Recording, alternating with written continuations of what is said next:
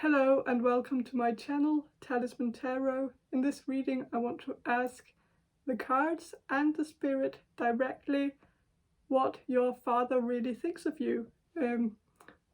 What does he think of you right now, but also how he perceived you as a child, and also how he perceives you now. And I'm gonna give you a bit of a disclaimer here because I can't filter the information that I get, so some of the information might be a bit harsh to hear, and if that's the case, I'm very sorry, but I am just the messenger and don't shoot the messenger.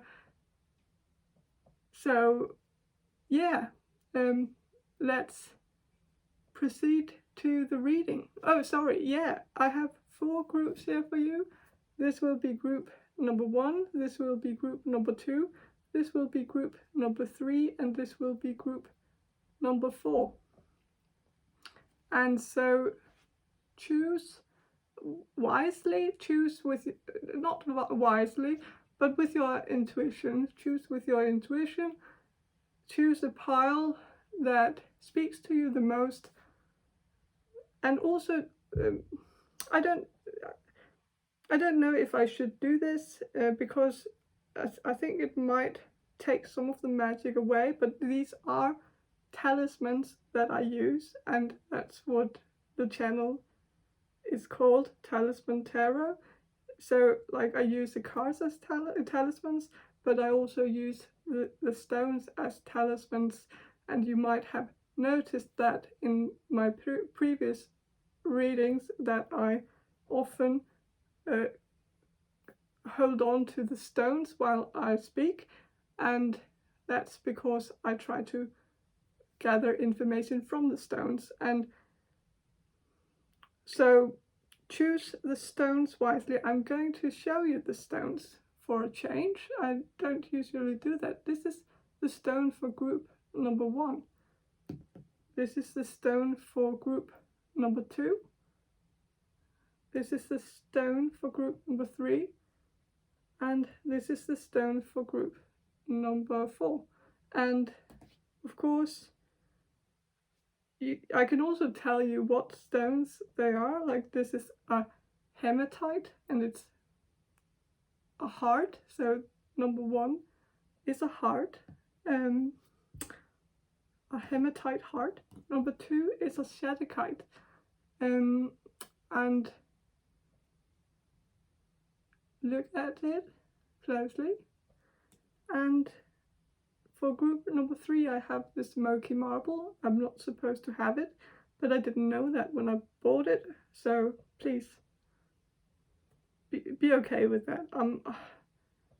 I didn't know you were not supposed to buy these. I bought them from my stone dealer here in Denmark. So, and she didn't tell me that they were sacred stones, so I'm sorry about that. I'll probably, like, when I'm done using them, I'll probably return them, but all in good time. For group number 4, I have this citrine from Brazil, I think.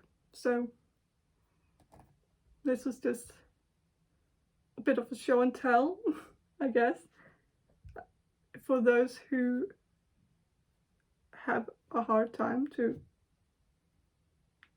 choose the groups. And so just take your time, really. Take your time really soaking it in, soaking the energy. Feel the energy of each group, but mostly just follow your gut feeling. If your eyes caught one group when you started this reading, that's very likely that is a group for you. So yeah, But let's proceed to the reading. And so, hello, group number 1. You chose this hematite heart. And, well, I think there's something about the heart here because, well, it's a heart, and, well, the deck is also has a heart on it. I didn't peep the. I just showed you the front of the card. So I'll start with a channeled message, and then I will draw some cards for you. And so, okay. The first thing I'm getting is, well, I want to figure out more about the heart thing, because I do feel like there's something about the heart here. I don't know if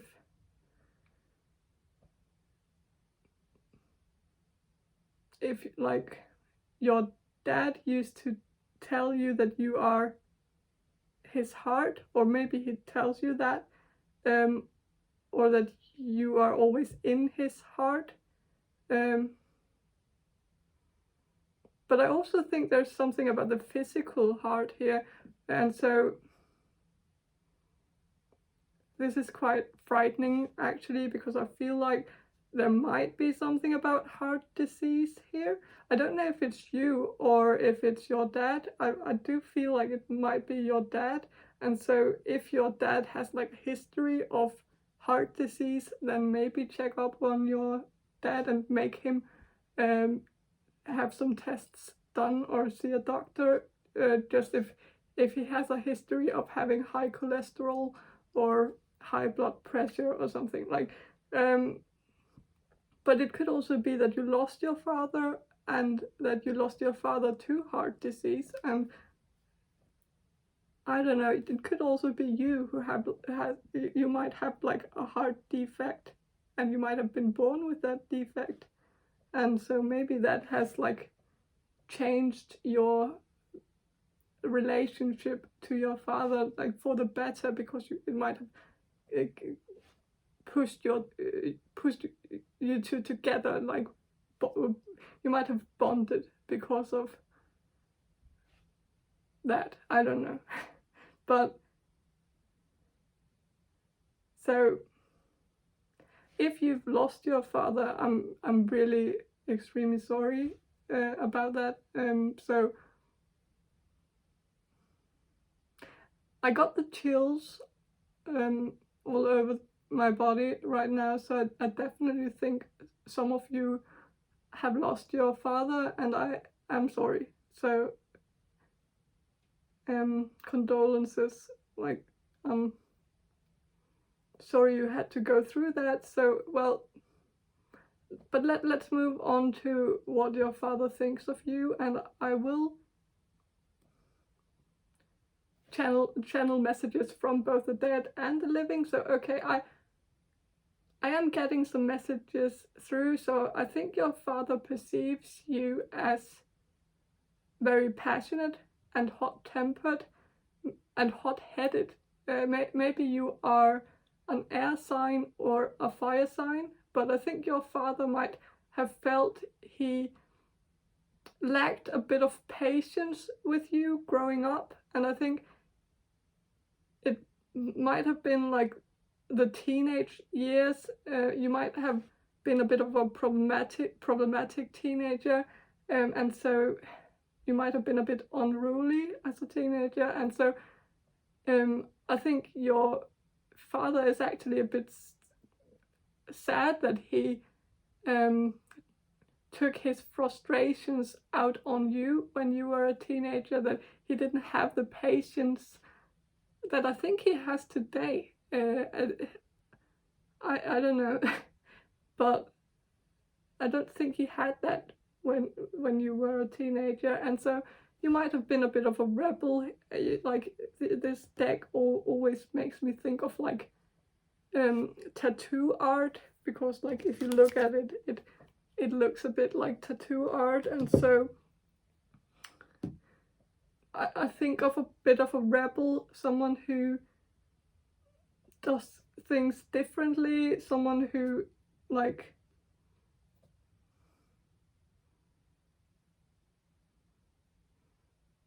who doesn't do things by the book, someone who might also wear their heart on their sleeve. And so maybe that's the thing with the heart, that you might show your emotions strongly, or you might react very strongly to people attacking you or doing something to you that you don't like. You might have like strong reactions to that, and there's nothing wrong with that, but some people might see that as an overreaction. I don't think it is, but I think it's very healthy that we react strongly to things that we don't think is okay. And so I think you might have also done that towards your father, if your father was like unreasonable growing up. You might have like told him that you thought he was unreasonable, and you might have reacted very strongly to him being unreasonable, and that might be what he's referring to. But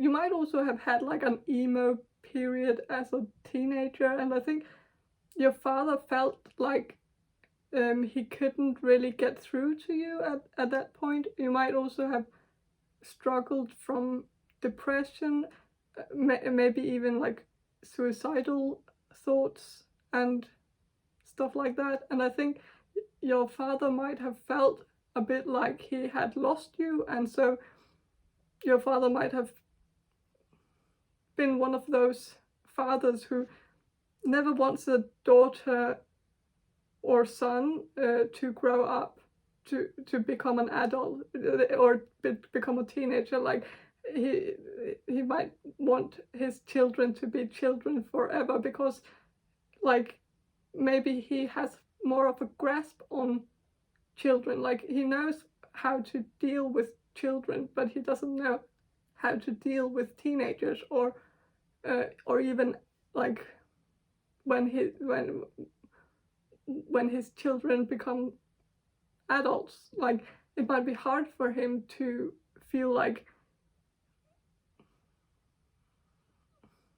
his children exceeds him in a way, if that's a word. But so I think your father felt like he might have lost his grasp on you when you became a teenager. You might also have like been like your father's girl or boy, like when you were a child. Like you might have your father might have been your favorite parent. Like you might have felt like you had more of a connection with him, and so like I think you had a bond when you were a child, and then when you became a teenager, you might have like gotten different interests and different hobbies and different views on things, and you became more independent, and I just think he couldn't really keep up with that. He felt like you were slipping away from him. He couldn't really connect with you the same way as he could when you were a child.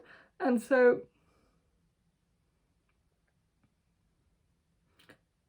I'm also getting a strong message through here. So like I don't think your father approved of your boyfriends or girlfriends, like your relationships in the past. And so I think you might have dated some, well, maybe sketchy people. Not that they necessarily were sketchy, but your father thought they were, and so he didn't like them, and so maybe you're actually doing that right now, and your father really wants you to know that they think you're dating a bit of a scumbag, really. His words, not mine.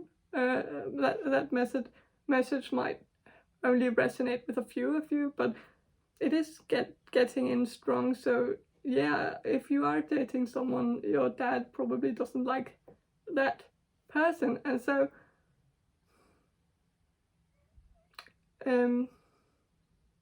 your dad might think you're if you have a boyfriend or a girlfriend right now, he might think that the person is a bit selfish. And so, like, I think your dad really loves you a lot. Like, I can sense that he might be a bit strict or controlling, and like that he was like that when you were a child or a teenager, but I feel strongly that he did it to protect you. I think he might have like made some rules about dating for you, like, or something like that like he wanted to decide who you could date and who you couldn't date. Like, you might have dated someone and and your father actually didn't allow you to date that person because he didn't like the person, and so maybe he has been micromanaging your life a bit, and that might have felt very controlling, but I think it was done out of love for you. So but I think at the end of the day, even though he might have used some questionable methods and maybe did some micromanaging, I think he did it out of love, as I said before. Like, if he restricted you from dating someone, like it was because he didn't feel like they were worthy of you, and so I think he put you in high regards, and like he didn't want you to settle for any less than you deserved, and so I do feel a lot of love here, and I really sense a lot of fond memories, actually, like especially like from Christmas. Like, I think your dad might have really loved Christmas. Actually, now that I think of it, like I think some of you might have had divorced parents growing up, so I think some of you only got to spend Christmas Eve with your dad every other year, and so I think your father really wanted it to be special, and I think there's something about Christmas songs. Like, I don't know if you sang Christmas songs with your father. I think your father might have like had a tradition also to listen to the Christmas bells or caroling or something like that. I don't know, but I also get like the feeling that like he was into the Christmas classics like Nat King Cole or something like that, and like he played those Christmas songs, and I feel like there's something about music here. I don't know if you and your dad had kind of the same taste in music, and so you had that in common, I think. I also heard like Elvis, so maybe you both liked Elvis a lot when you were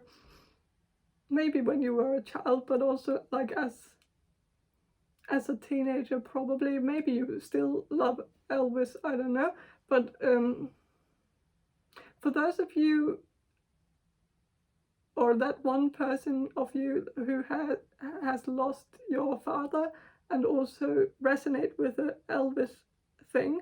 I think your father wants you to play Elvis more to honor his memory, which I think is quite beautiful. Gosh, like I am hearing like very clearly that you need to listen to Unchained Melody, and I know it's not an Elvis song, but you need to listen to the cover version that Elvis did, and I don't know if why this is coming in so strong. Maybe you have a memory from your father where you listened to Elvis sing Unchained Melody with your father, and like I don't know why, but I think there's also something about a wedding here. I don't know if it's your wedding, like I don't know if you're planning a wedding, if one of you is planning a wedding, and your father can't make it to the wedding, or maybe he is dead, and so that's why he can't come to the wedding, and or something like that. And like I'm getting this message through that he is telling you that you need to play Unchained Melody sung by Elvis at your wedding, and then it will feel like your dad is with you at the wedding, if that makes sense.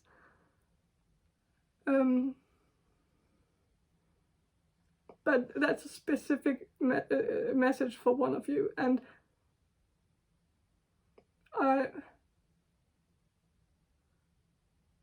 I also think that, like,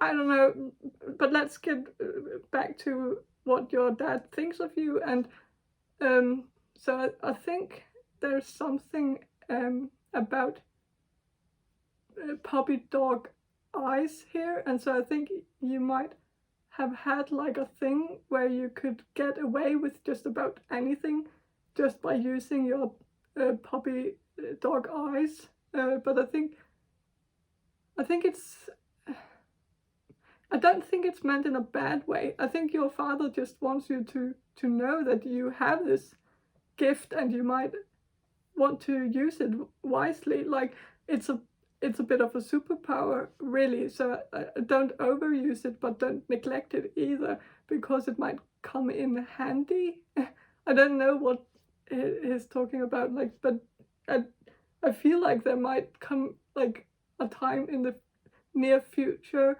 where you will be in a situation where you will need to use your puppy dog eyes to get something, and or to get away with something, or something. I don't know, but that's at least a message I'm getting, that you shouldn't neglect your superpower to be able to use those puppy dog eyes.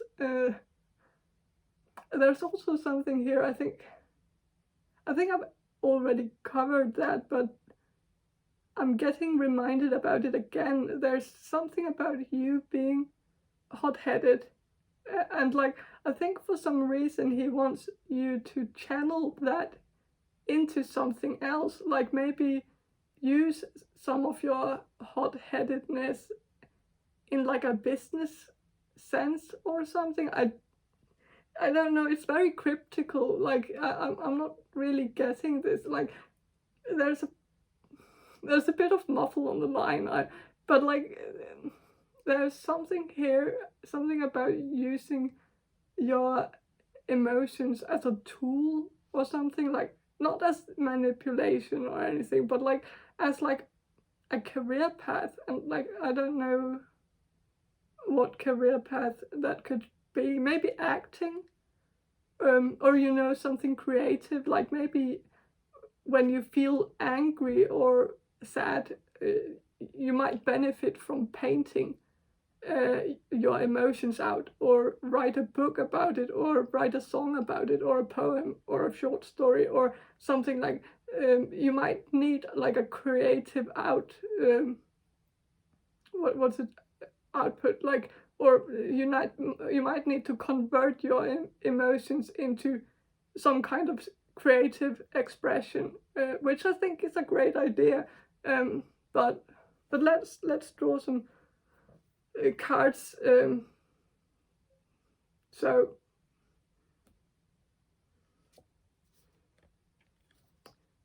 Four of Swords, but it was reversed.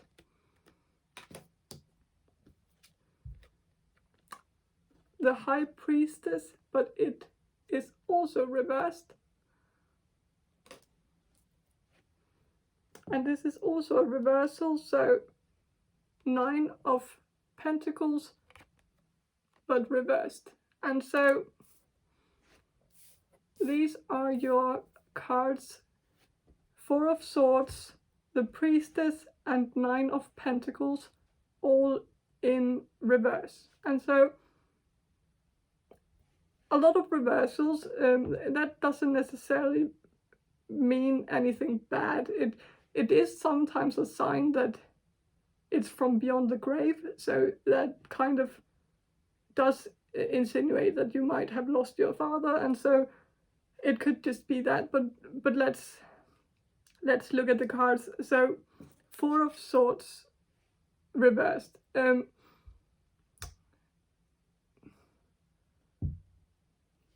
You can see here, like, this is like a picture of a palm or a hand getting chopped up and into smaller pieces. And I think what this means is that you are not good enough at delegating.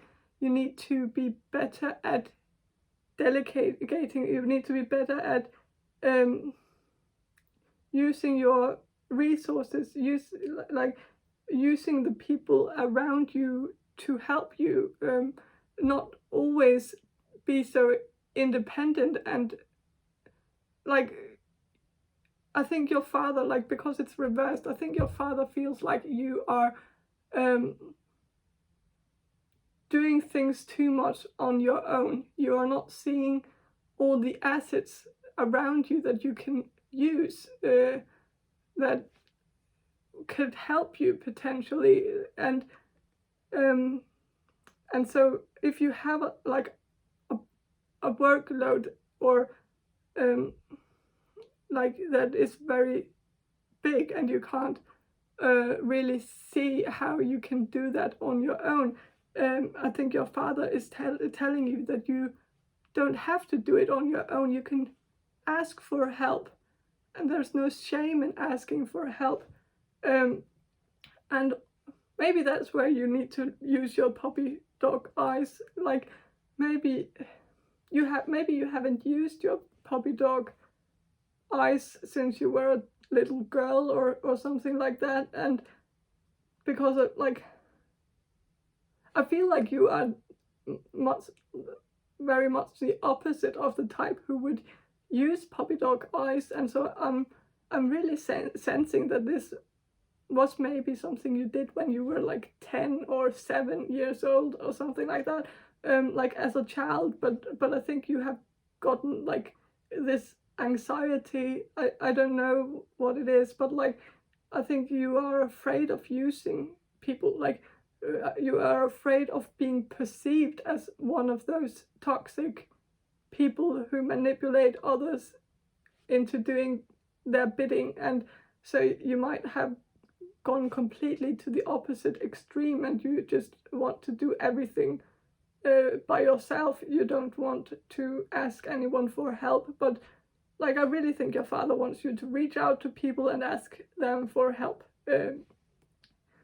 Like, if you are stressed out because you have too much to do, delegate, reach out to people close to you, and don't think that you are burdening those people by doing this. Like, and don't think that they will think badly of you if you ask for help, because they won't. And they, like, if you're afraid that they will reject you or something, I don't think that's a possibility. I think you will realize that people actually really want to help.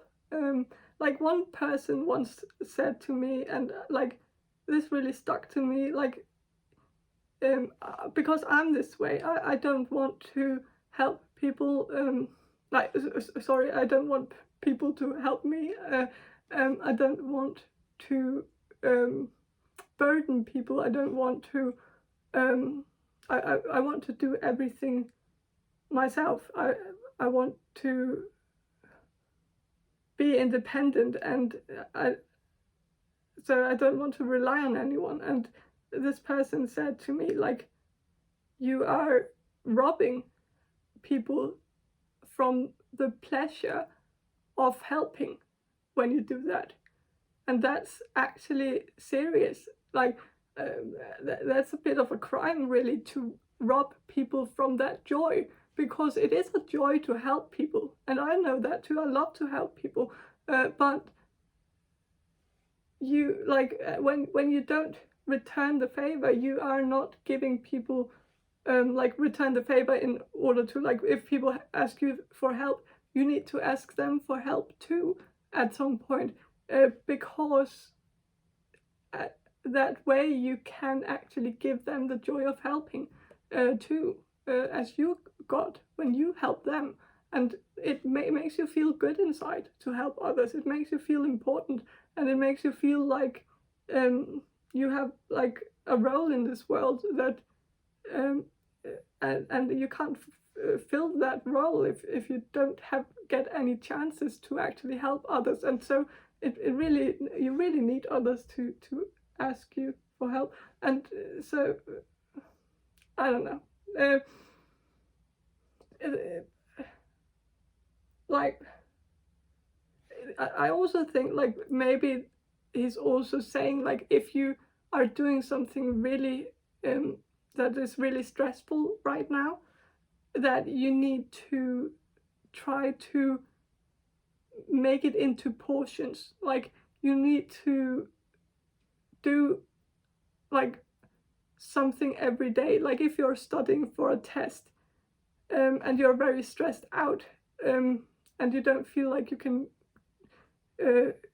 make it on time, just do like something every day. Read some pages every day. You don't like, don't overburden yourself by procrastinating and having to read it all like right before the test. Like, so I think that's also maybe a message. I don't know, but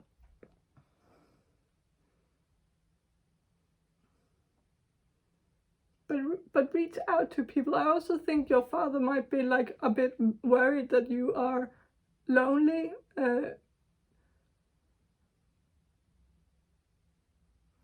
and so reach out to people.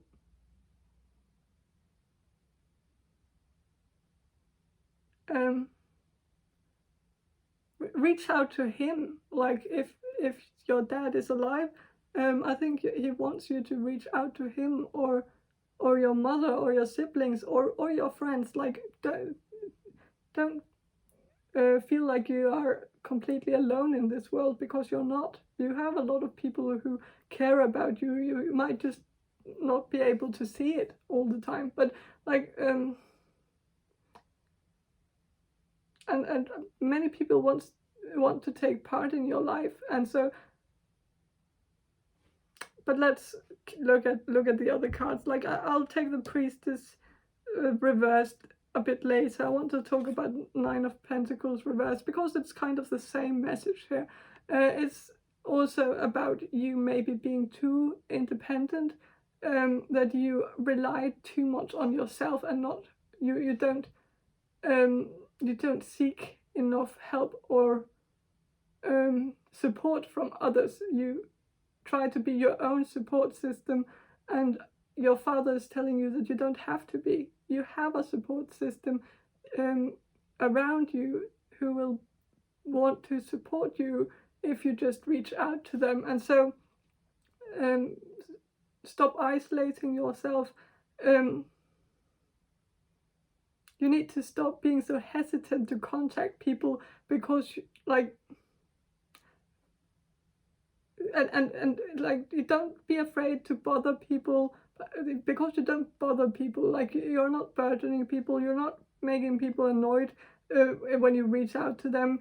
And so like, I really think like your father is worried that you are spending too much time alone. And like,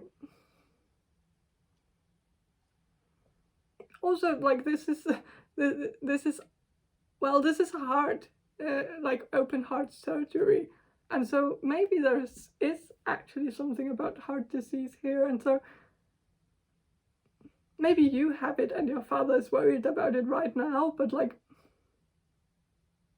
maybe that was why your father was so protective of you when you were a child. Like, maybe you have always been sick with some heart disease or something. I don't know. But or maybe something like with the stomach, like stomach pain or something like that. But I think there might also be something here about you wearing your heart on your sleeve. So maybe your father thinks you need to protect your heart more. Like, I know this might sound a bit counterintuitive, that like that you need to start reaching out to people more, but you also need to watch who you reach out to, like, and who you confide in. I don't know. I feel like your father just really wants you to protect your heart. He doesn't want you to get hurt. And maybe this has to do with love, actually. Like, if you are dating someone who might not have your best interests at heart, then maybe feel them out first. Maybe make sure that they have their priorities straight before you pull your heart out for them. Like, make sure they are worthy of that. And I think it is because your father doesn't want you to get hurt again. Like, I feel like there's like an again here. So maybe you got hurt in the past, and so your father wants to protect you from that. And so I think your father wants you to be cautious. But I think it's mostly to do with love. I don't think it's referring to friendships or anything. I think your father wants you to just go out and meet up with friends and have a good time and stuff like that. But choose wisely who you're going to date. And with the priestess here reversed. So this card has me a bit puzzled. Or well, maybe not, because I think it might be saying that you need to keep something for yourself in order to protect yourself. Like, you need to be more cautious when you share private or delicate information with people. Like, and maybe for some of you it might actually be about spirituality. Like, if you are very spiritual, I don't think your father is against it per se, but like, I don't think he's fond of it, but like, I think your father is tolerating it. But your father might feel that you shouldn't share that with just anyone you meet, that you might need to get to know your audience a bit better, like, before you start talking about your spirituality. Like, if you're talking to your Catholic aunt, like, you probably shouldn't tell her about tarot cards, because she will judge you for that, like, and judge you as a devil's worshipper or something, like, or like, that's just an example. I don't think it's meant in a bad way, even though it does seem a bit like narrow-minded. But I really don't think your father is that conservative at all. I just think he is protective of you. He wants to protect you, and in a way, this is protection in his eyes, like he's protecting you from getting hurt by people hurting you for being honest. Like if you tell people all your thoughts, then people might judge you for that. Like I don't know. I also think there might be something here about you not being on the right shelf or in life. Like if you are studying something, I think your dad, like the high priestess, has a book here, so maybe, and it's reversed, so maybe your dad thinks you're studying the wrong thing, that you might be on, like that you should be on a different path, and I think, well, maybe it's to protect you again. Like if you're studying something like law or criminology, or to be like police, like studying to become a policeman or something like that, you might your father might feel like he wouldn't be able to protect you in that field, like that you should choose a field where you are not around criminals all day or something like that, like something safer. But I also think, like, if you are like a clairvoyant or a psychic medium, he might also feel like you are like playing with some forces that are too powerful or that could potentially go wrong, or I just think he might feel like it's an unsafe field too. But so I also think, like, if you are a clairvoyant or a psychic medium, he might feel like you could be judged by people as like a witch or something, and I don't think your father wants that. And so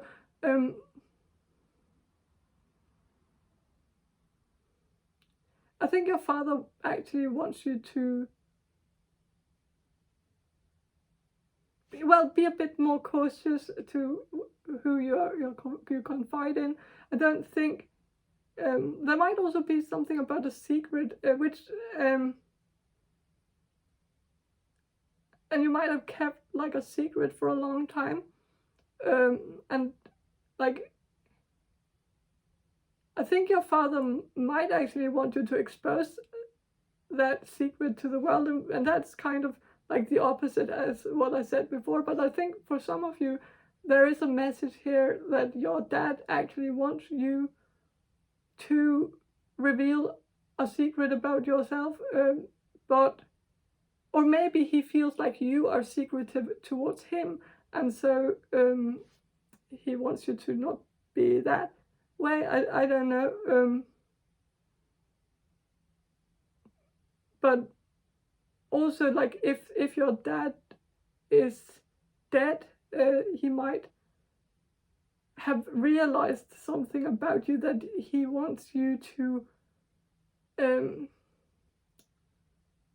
reveal to the world, and that could be something about like sexual orientation or something, but it could also be about your psychic abilities. Like maybe your dad has realized now that you have psychic abilities, and he didn't realize that when he was alive, and so now he knows that, like, that you have this gift, and I think he wants you to explore that gift, and I think he is supportive, and I think he wants you to practice it more. I feel like maybe it's because he wants to get into contact with you, actually.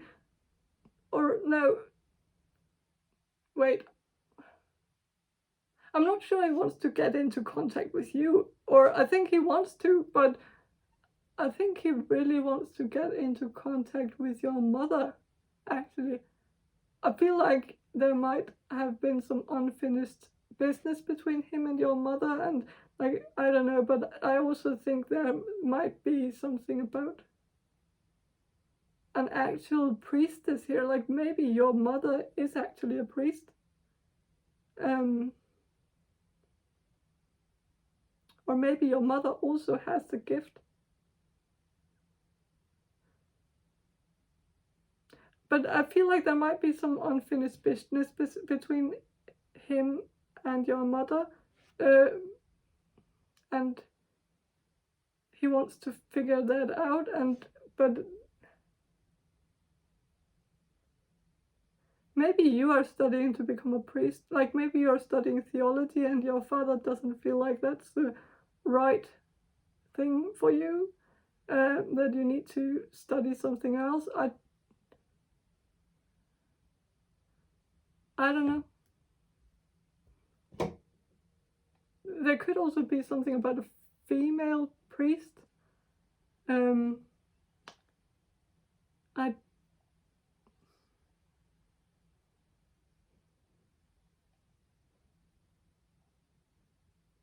don't know. There could be something about a priestess. Maybe on YouTube actually, if like, and I don't want to say that, but like, maybe he's actually referring to YouTubers that you are confiding too much in YouTubers, that you are too trusting of YouTubers, like tarot readers on YouTube, and you need to be more cautious to who you listen to for information. And he could also be referring to me, that you shouldn't listen to me, that you shouldn't look at tarot readings online because you have all the answers. You can find those answers yourself, and you don't need any tarot reader. You can read for yourself. You can get the information yourself. You don't, and so like there might be something here about him not feeling like you are benefiting from watching these videos, and so. But it's a bit weird since he is using me as a medium to get to you. So like, why is he hating on me? But I don't take it personal. I know I'm doing something that's quite controversial, so it's fine. And I don't know. I don't know if he is hating on tarot readings in general, or if he's just doing this to protect you again, like that you are not benefiting from these, that you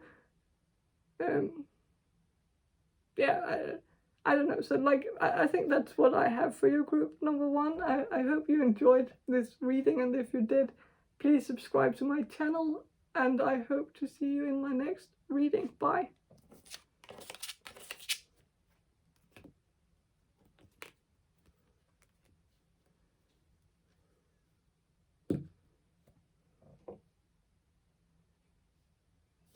Hello, group number 2. You chose this shadow kite, and so I will start with a channeled message, and then I will proceed to the cards.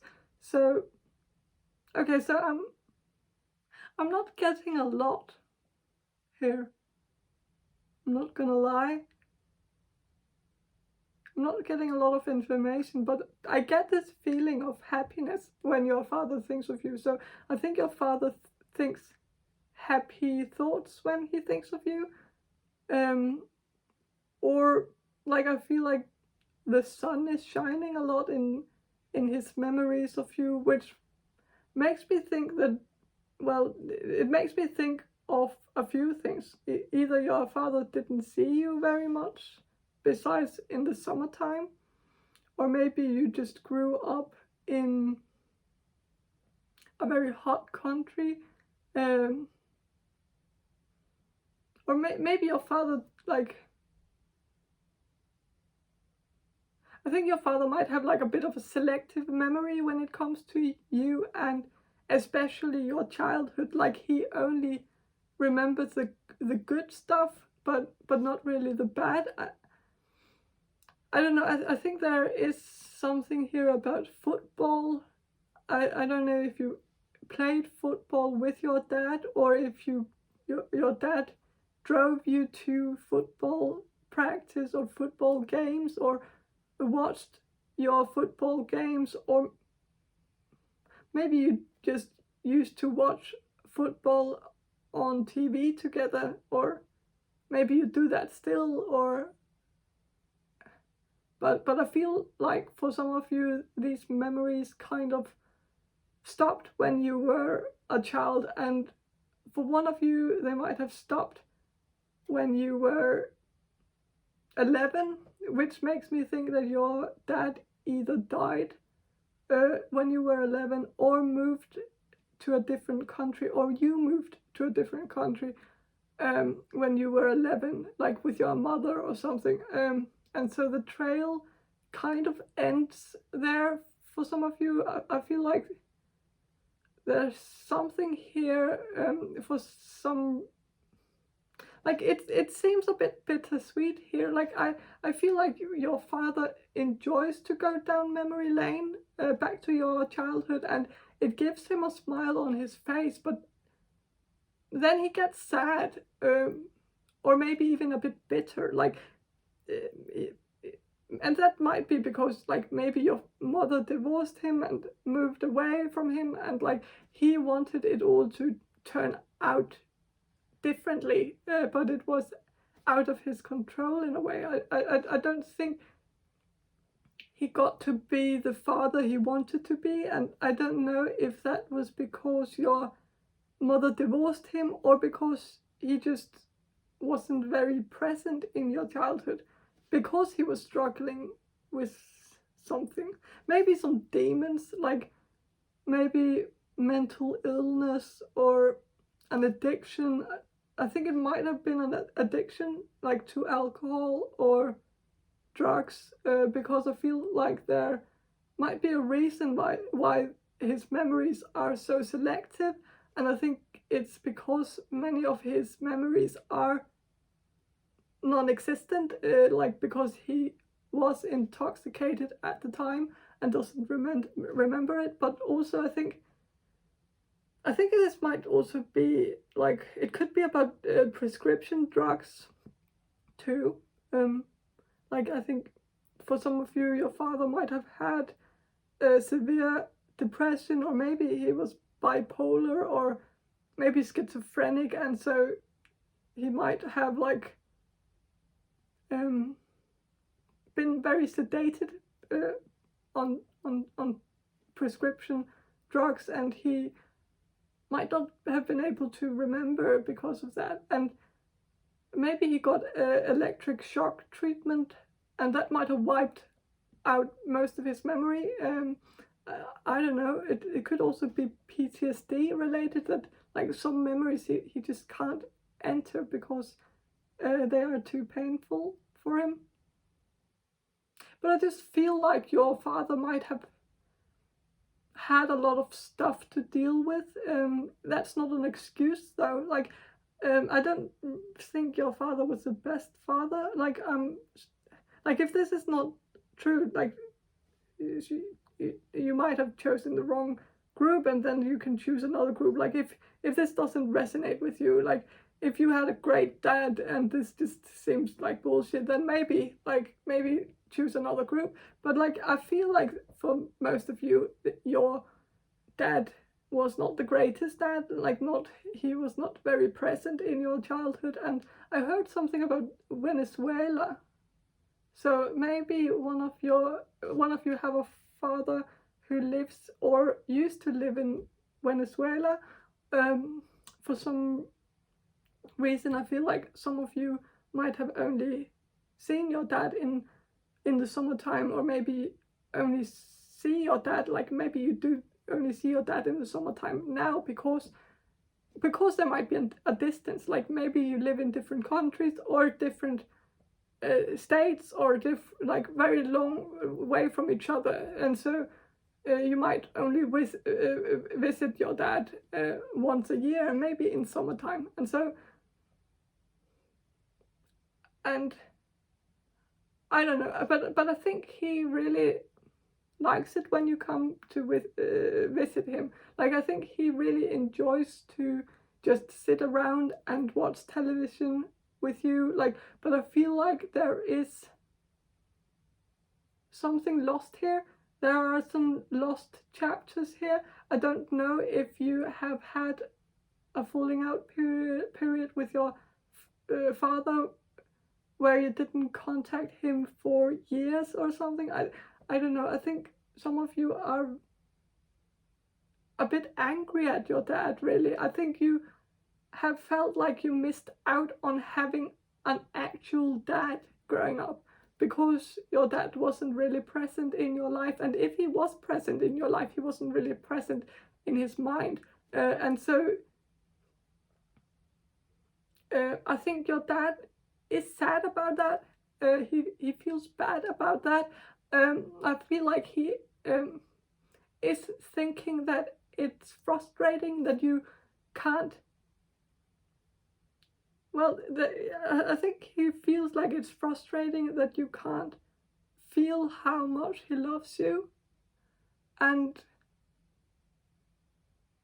so I really feel like you might have this feeling that he doesn't love you, or that he wasn't present in your life because he didn't love you. And I think he wants you to know that he loves you and that he's sad that you can't see it, but it might not be that obvious because his actions speak louder than his words. And so, like, but I feel like your father really wants to fix something, and I think that is a relationship between you two that he wants to fix. I think he really wants to undo the things he did in the past, but he just doesn't know how to, or if it's even possible. Like, in a way, I feel like your father might be a bit in the victim role here, like, which I'm not necessarily fond of. Like, it's like he feels like he is a victim of his own actions or a victim of his past, and he can't undo the things he did in the past, and he feels like these things that he did in the past will haunt him forever, and so he might as well just throw in the towel and just accept that there is nothing he can do to fix this. And so I do feel like there might have been a feud between your father and your mother, and like maybe your father did something that actually made your mother divorce him, so like he could have like cheated on your mother or something like that. And so I think that might be one of those things that he would really want to fix, but he knows he can't fix it. Like, but like I feel like this reading is a bit more about him than it is about you, which might actually be one of the reasons why you cut contact with him, if you did. Like, it might have been because he was a bit self-absorbed, or maybe a bit narcissistic, and like maybe he wants to fix the relationship he has with you, but I'm not sure if he wants to do that for you or for himself. Like, I don't know if he is truly sorry for the things he put you through, or if he is just frustrated that he isn't in contact with you. And it's actually quite telling that when I started this reading asking about what he thought of you, it was blank. Like, there was nothing coming through, and I only received information about him, and like how sad he is, how frustrated he is, how he feels guilty, how he feels ashamed, or something like that, and but nothing about you. And so maybe it's because it's too painful for him to think about you, and so he only thinks of the nice memories he had with you, where he was, and actually the nice memories he has with you were the memories that painted him in a good light, that made him look like a decent father, and that he wasn't neglective towards you. And like, it's a bit more about him actually. Like, he only remembers how he was as a dad towards you, and not so much you. But besides, like, he completely ignores the bad memories. And so I think it is hard for him to think of you. It is hard for him to think of you as like a human, which is weird. But like, that's coming in. Like, he might have dehumanized you a bit, like in his mind. Like, he might have like stopped personalizing you, like giving you personality traits, and giving you like his impression of you, and like all those things that make a human, like what people like, what people dislike, like you know, all the traits that make a human. Like, he might not collect those things because he in the end he doesn't want to see you as a human being, because when he does that, he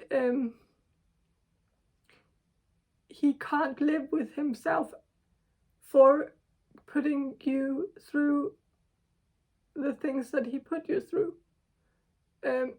It's easier to just think of this concept instead of thinking of like a human, like the concept of a daughter, like a concept of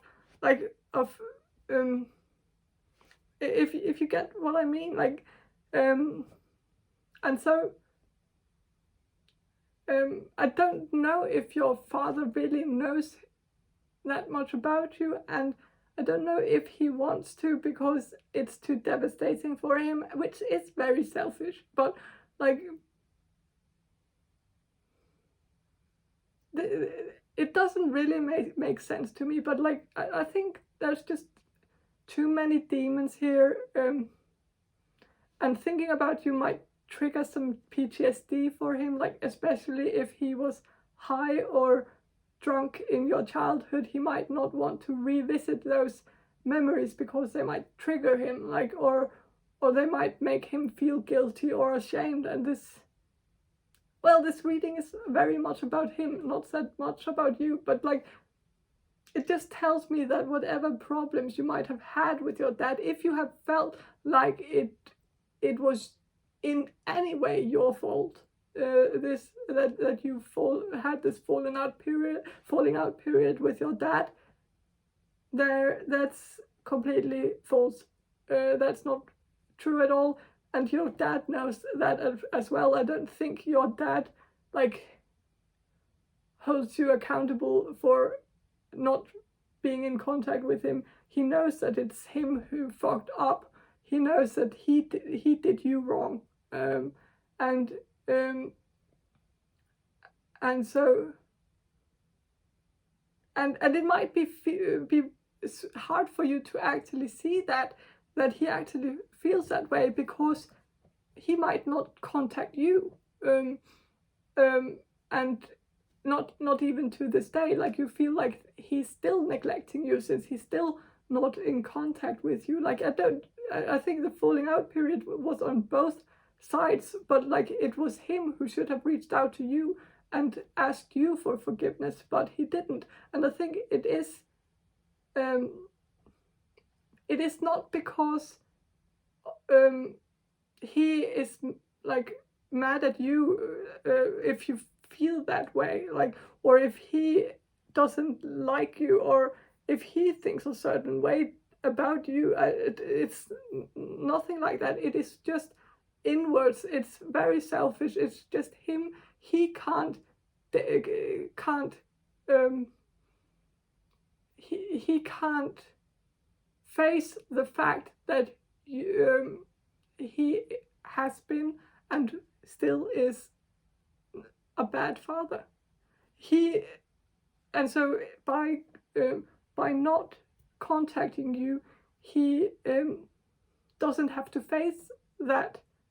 He and because it is painful for him, it doesn't paint him in a very good light, and I just think he ignores it so that he can live with himself. And so, like, I think for some of you it might like have even pushed him into a very evil circle where he doesn't want to reach out to you because he neglected you in your childhood, but he keeps neglecting you by not reaching out to you, and so the ball just keeps rolling, and he just keeps feeling more and more ashamed and bad and guilty that he keeps neglecting you. But the more he neglects you, the more he feels bad about, like, the more he feels anxiety towards actually reaching out to you. And so I don't know, but I want to draw some cards here just to see what the cards have to say. And so Apprentice of Bowls, 9 of Pipes, and 9 of Bowls. Okay, so I think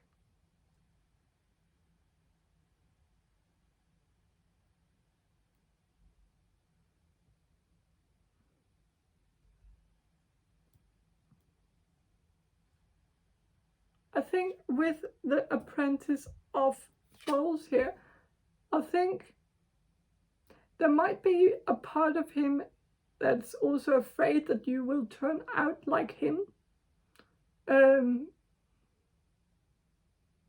Like if he has schizophrenia, which, like, for example, which is very genetically inherited, like he might feel like he's afraid that you get schizophrenia from him and that he fucks you up, and so that he shouldn't have had children because he is just giving people the like he's offering people like a bad fate. Like I don't know. I think he's terrified that you will get like some inherited genetical disease, or like, and with the circle here, like I think this is also like confirmation about the evil circle I was talking about. I think that he can't get out of that. He feels like he's caught up in with you, that like that circle where he wants to be more involved, but he's afraid of doing that because of the past. Or maybe he even feels like he will cause you more grief if he got more involved in your life in some ways. I feel like your dad sees most of himself in you, which I think he might struggle a bit with because he might not like those sides of himself that he can recognize in you. Also, for those of you who might have lost your dad, I think your dad might be trying to drop hints or inspiration, or like you can see here, like the connection here is here, that there's a chord here, and so I think your dad is trying to communicate with you, trying to inspire you and give you ideas and like whisper small things in your ears. Well, he shouldn't be doing that if he's afraid that you have schizophrenia, but I don't know. But I think he wants to let you know that he, like, if you've lost your dad, I think he wants you to know that he is by your side. And well, for those of you like who have lost your dad, I think your dad might actually be more by your side now than he ever was in your lifetime. Like, I think your dad might have found out that he can actually be a lot more involved in your life now. And I think it's like a bit of a, like, it's a good thing. Like, it's,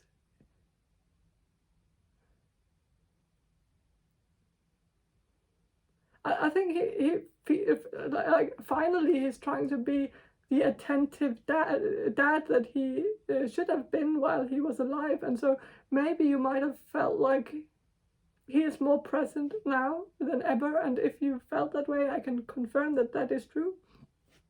And with the 9 of pipes here, I think your dad really knows how much you've struggled. He of all people should know that, because many of your struggles were because of him. And well, if you think he doesn't realize that, or that he's oblivious to the pain that he's caused you, then that is not true. He knows that you have had it rough. He knows that and he is ashamed of that. But I also think there is something like there's some part of him that feels like, or maybe he doesn't truly feel this way. Maybe it's more like a defense mechanism or a way to justify his actions. But I do feel like he thinks that he did you somewhat of a favor in being like a bad parent, because it made you so strong and independent. And if he hadn't been that way, like, you might have turned out differently. And like, so I feel like he feels like you turned out okay, like more than okay. And so something, like, maybe he did something right even though he did everything wrong, and maybe doing everything wrong did do something right. And well, it's a way of justifying things. It doesn't, don't read too much into it. Don't be annoyed by this, like, because like it is just average, like, defense mechanism. Like, but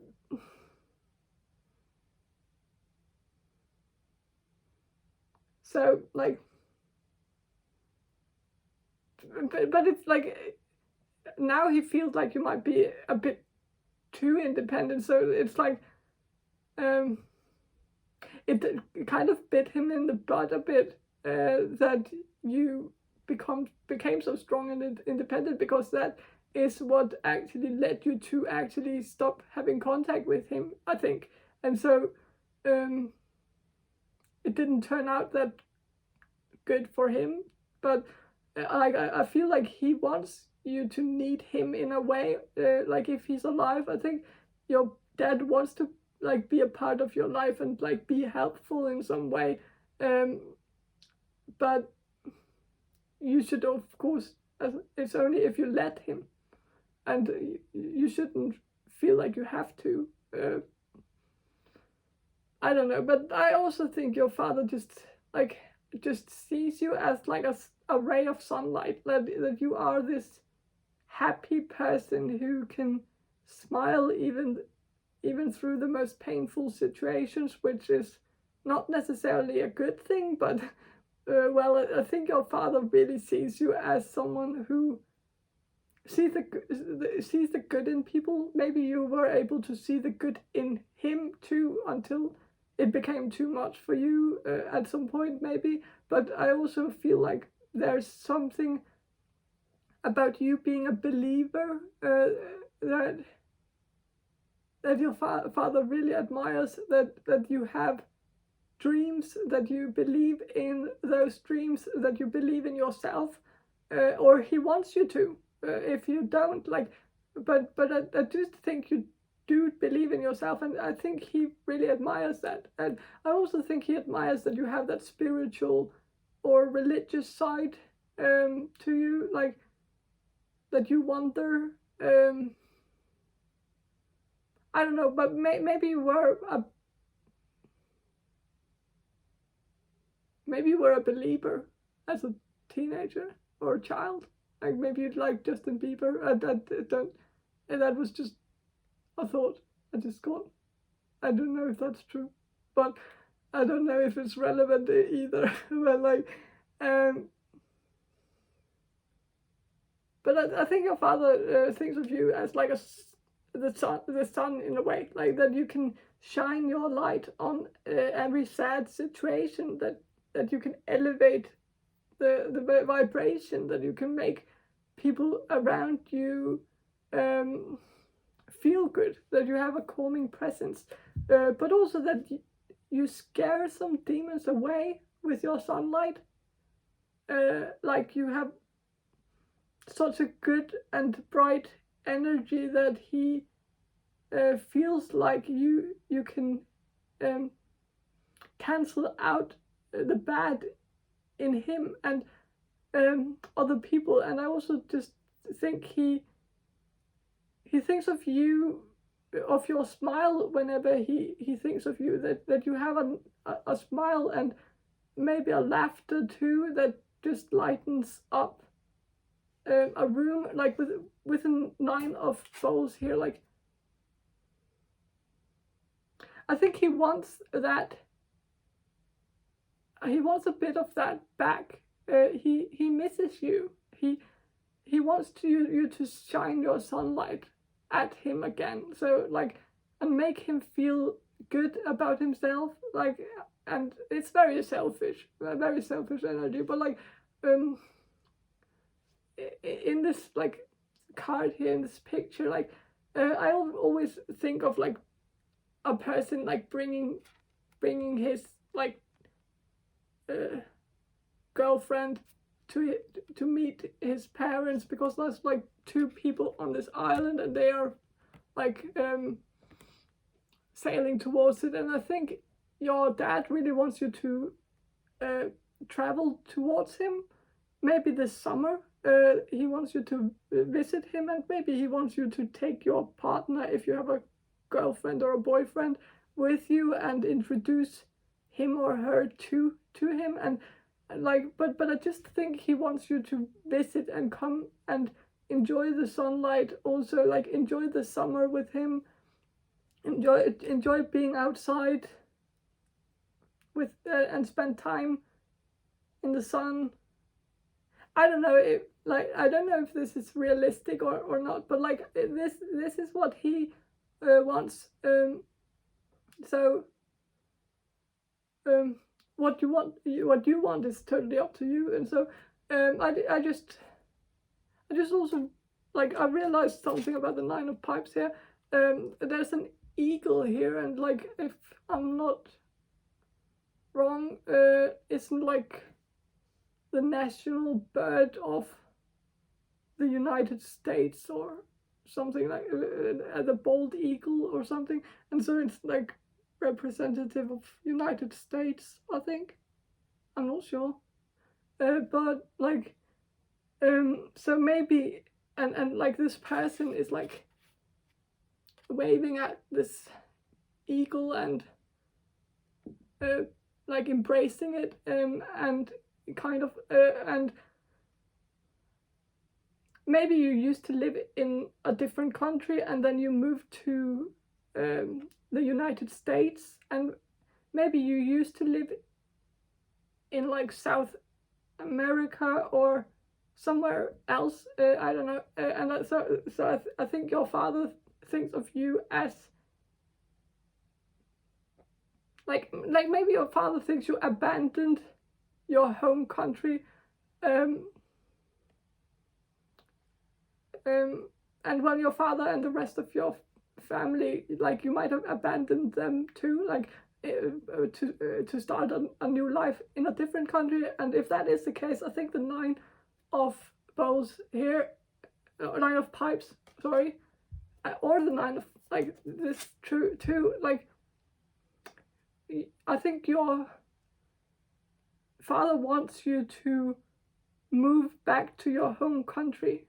Don't be tempted by the American dream or something like that. I don't know. That's just something that came in. So yeah, that is what I see for your group number 2. I hope you enjoyed this reading, and if you did, please subscribe to my channel, and I hope to see you in my next reading. Bye.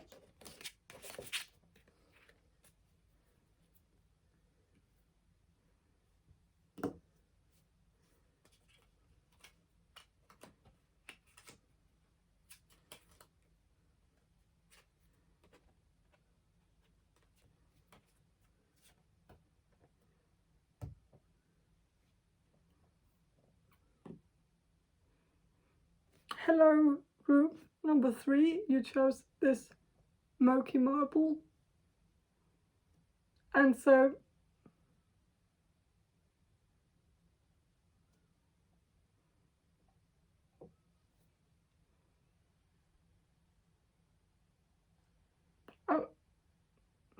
I'll start with a channeled message and then I will proceed to the cards. And so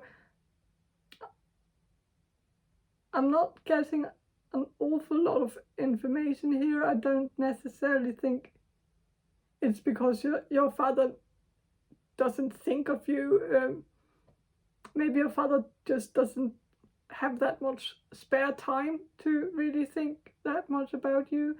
So I'm getting like a busy energy, like your father might always be on the go, he might always be doing something, and so yeah, I don't know if he ever really sits down and thinks deeply about like his kids. Like if you have many siblings too, like maybe your father just doesn't think that deeply about each of you because you are so many siblings, and so if he had to do that, he wouldn't have time for anything else. Like I don't know. I also feel like your father was busy when you were a child too. Like I think he has been this way forever. Like maybe he's a businessman, and so he was always working and he didn't really make time for his family, and maybe he doesn't do that now either. Like, and so this is also the Alice in Wonderland deck, and so like Alice fell into that, like in that story, Alice fell into like a hole in the middle of some party or event or something, and if I remember correctly, no one really noticed that she was gone, and so maybe you felt like that a lot when you were a child, that you could just disappear and no one would notice, and so maybe your father was a bit inattentive. He might not have seen you enough, and so I don't think your father really knew you very well when you were a child, and I'm not sure he knows you that well now. Like he might have pushed that on your mother, like it might have been your mother's job to do all the interactions with the children, like comforting you when you were sad and stuff like that, and I don't think your father did that, and if he did, it was not really that comforting. I think, like I don't think you wanted that. Like he might have just said, like if you were upset and cried, like he would just tell you to suck it up and move on. Like I don't think he was very sensitive, and so I think your father knew, like he knew you on a more superficial level, like where he just scraped the surface. Like so I think he might have like seen some of your issues, like if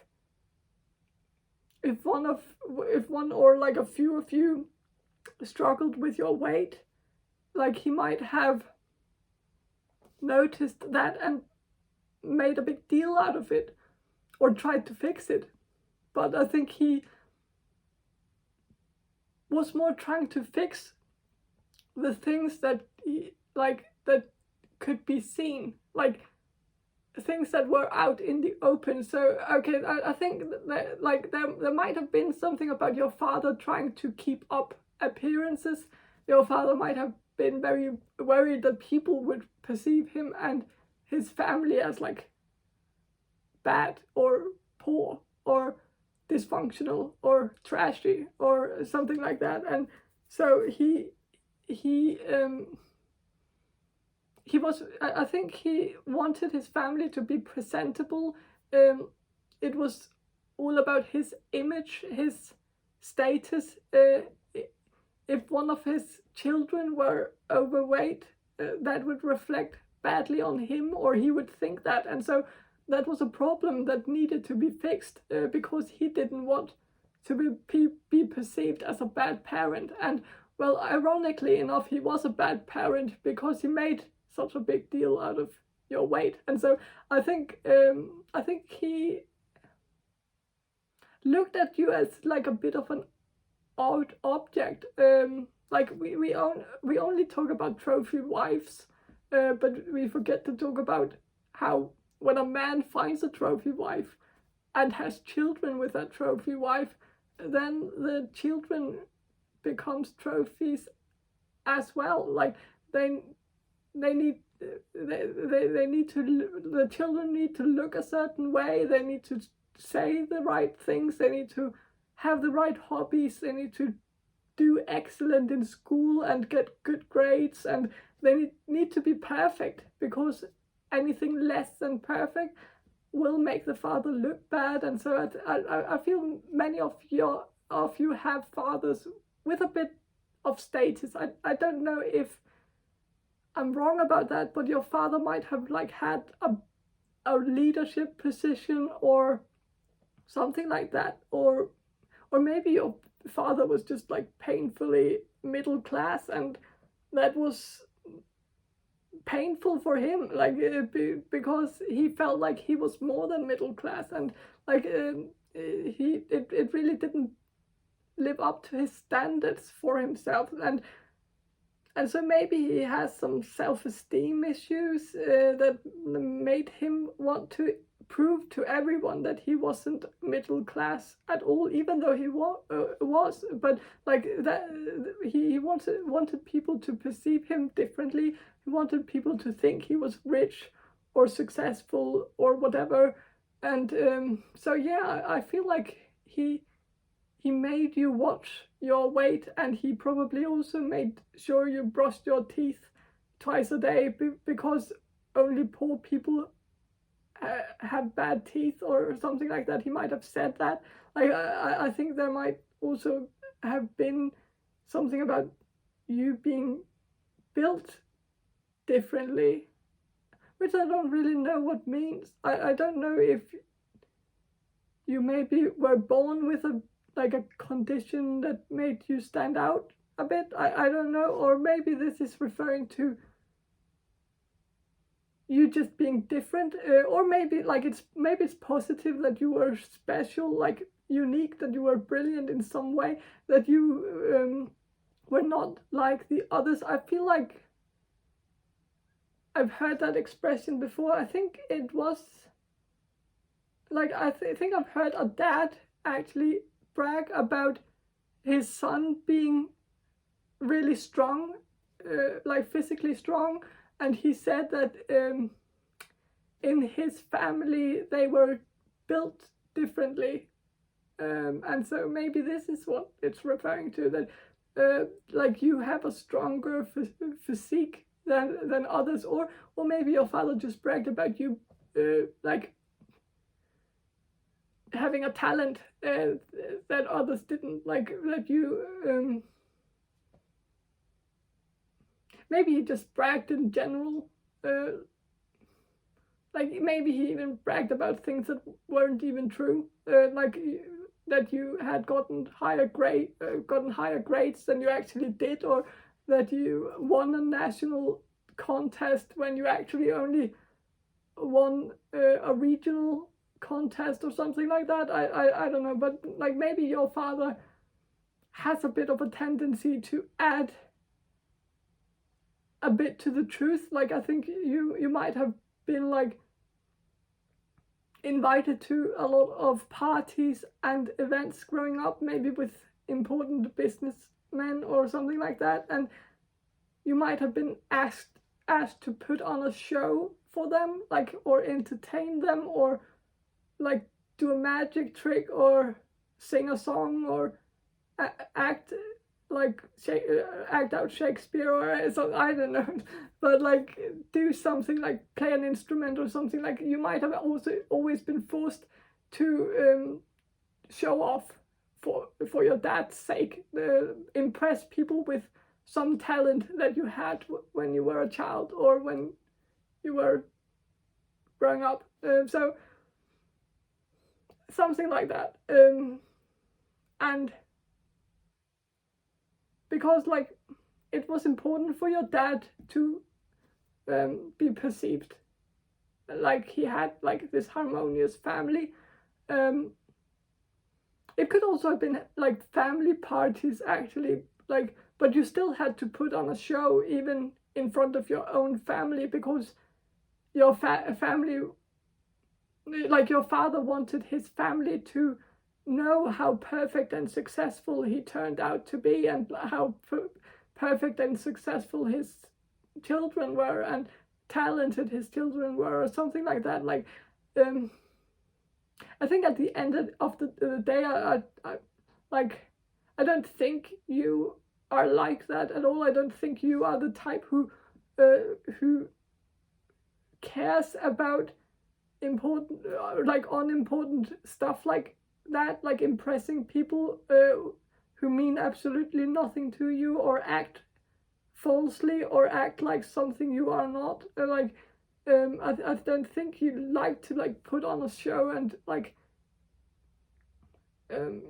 wear a mask in front of people, or like try to seem as if you are perfect. Like I think you are very much like, I think you are a very genuine and honest person, and so I feel like you might have rebelled at some point from your parents, because you didn't want to keep up appearances, you didn't want to be perfect, you wanted to be allowed to fail without it being a disaster. And I think some of you might have taken like an unconventional route in life. You might have switched majors a few times in college, you might have tried a bunch of things and dropped out, and I think that was like your rebellion in a way, like that you wanted to be allowed to drop out, make mistakes, not be perfect all the time,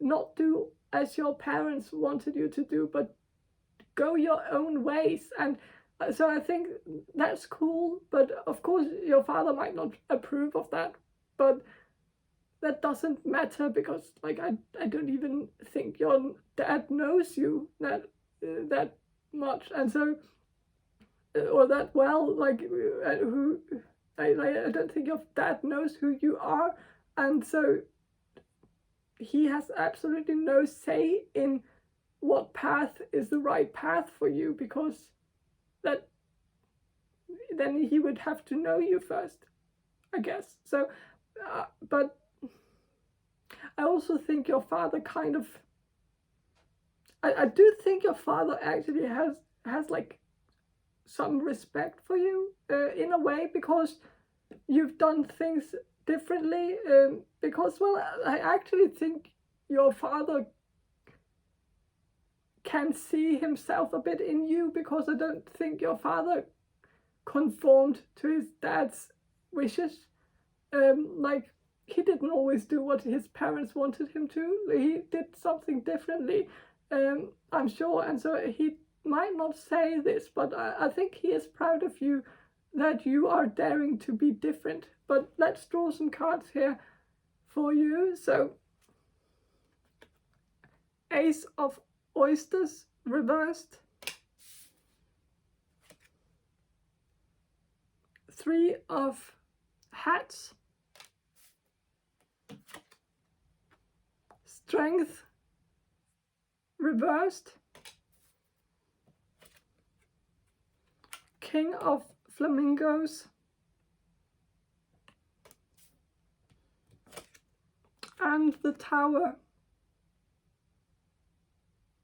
Okay, so with the Ace of Oysters here reversed, I do think there might be something about an idea you have, or like maybe you have chosen a path, like a career path, or maybe you're studying something, and I don't think your father feels like it's going anywhere, like that there's a future in this, that it's a good financial opportunity for you. I don't think, like, I feel like maybe you are studying like a Bachelor of Arts, so like philosophy, religion, literature, history, linguistics, or something like that, and your dad might feel like you are studying to become unemployed, that you won't get any job in the field that you've chosen, that it's dead end in a way, and so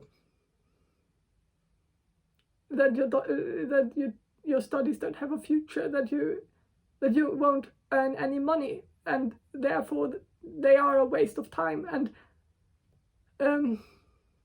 in his view, because money is everything a bit for him, like that's why he has used so much of his life stressing about work. And so with the Three of Hats here, I think your father might feel like you party too much and don't take life seriously enough. But well, I think your father was the same way when he was young or in college, and so I don't think he should judge you for that. But I think he might feel like you need to take things more seriously. I also think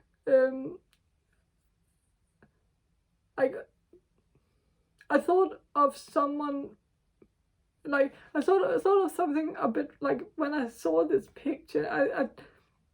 I thought of like something a bit random, but like those espresso machines, like with the capsules, like Dolce Gusto capsules, like, or Nescafe like capsules, Nespresso. I don't know, but I don't know if your father came to visit you and you had an espresso machine, and he might have thought that it was weird that you used your money on stuff like that it was unnecessary.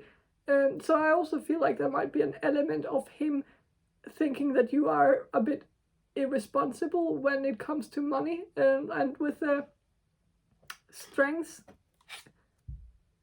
card reversed, like I feel like he might think of you as like that you're not independent enough, that like maybe you are not financially independent right now.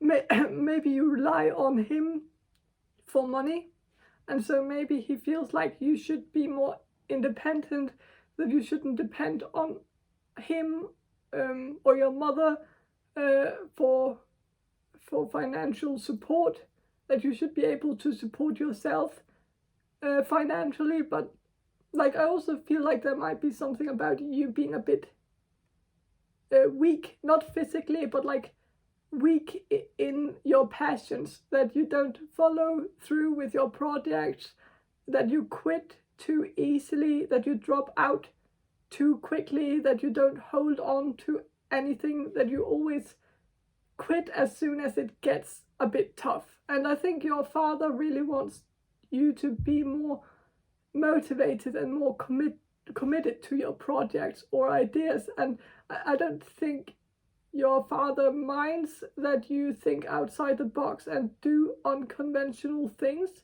if that's what you're doing, as long as you just follow through with them and don't quit them halfway through and fail. And maybe you've done this a few times. Maybe you've switched majors a few times.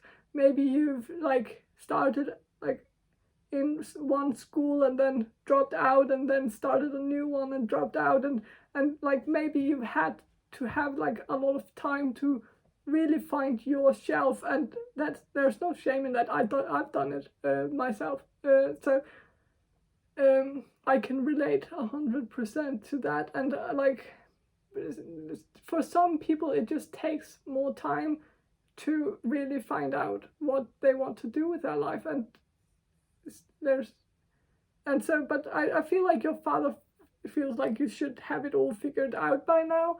And I also think there might be something here about him feeling that your mother pampered you too much, that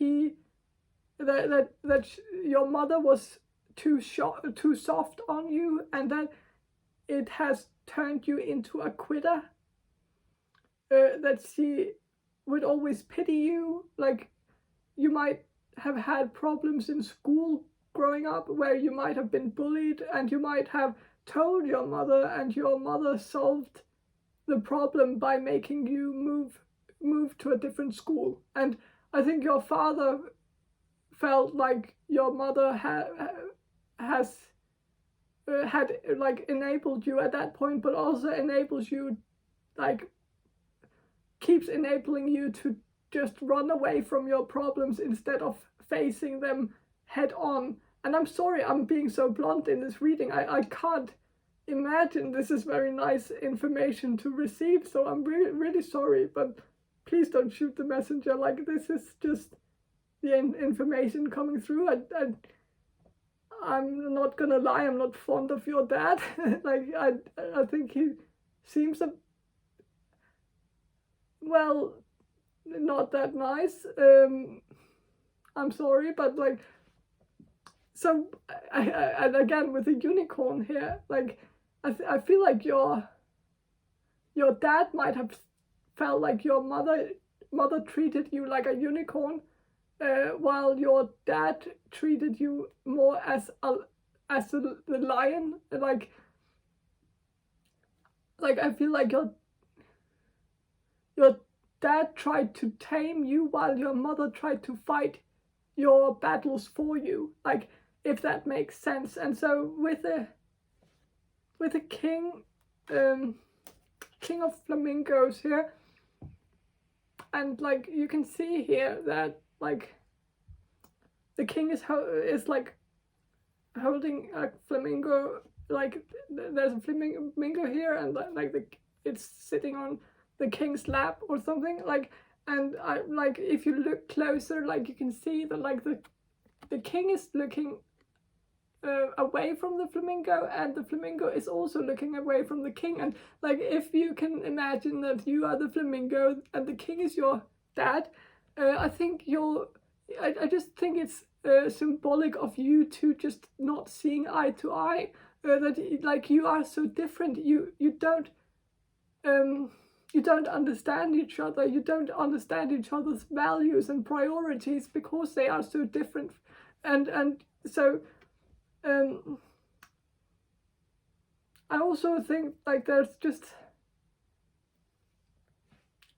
like there's also something about like him being maybe like, or he used to be, I don't know if he is that way now, but that he used to be a puppet master. Like I think of like a puppet master and a puppet here, and like I think your father tried to control you, like tried to like make you out to be something that he wanted you to be instead of who you really were. And so like I feel like he might not have seen you, like he might have been blind towards you. Like he might have been blind to see you for who you really were, because he could only see what he wanted to see, or what he wanted you to be, or how he expected you to be. And that's really his loss. And well, and with the tower here, like I don't know why, but when I see this picture, like I think of a rabbit getting pulled out of a hat by a magician. So I don't know if your dad is a bit of a con artist, or maybe your dad believes that you are a con artist.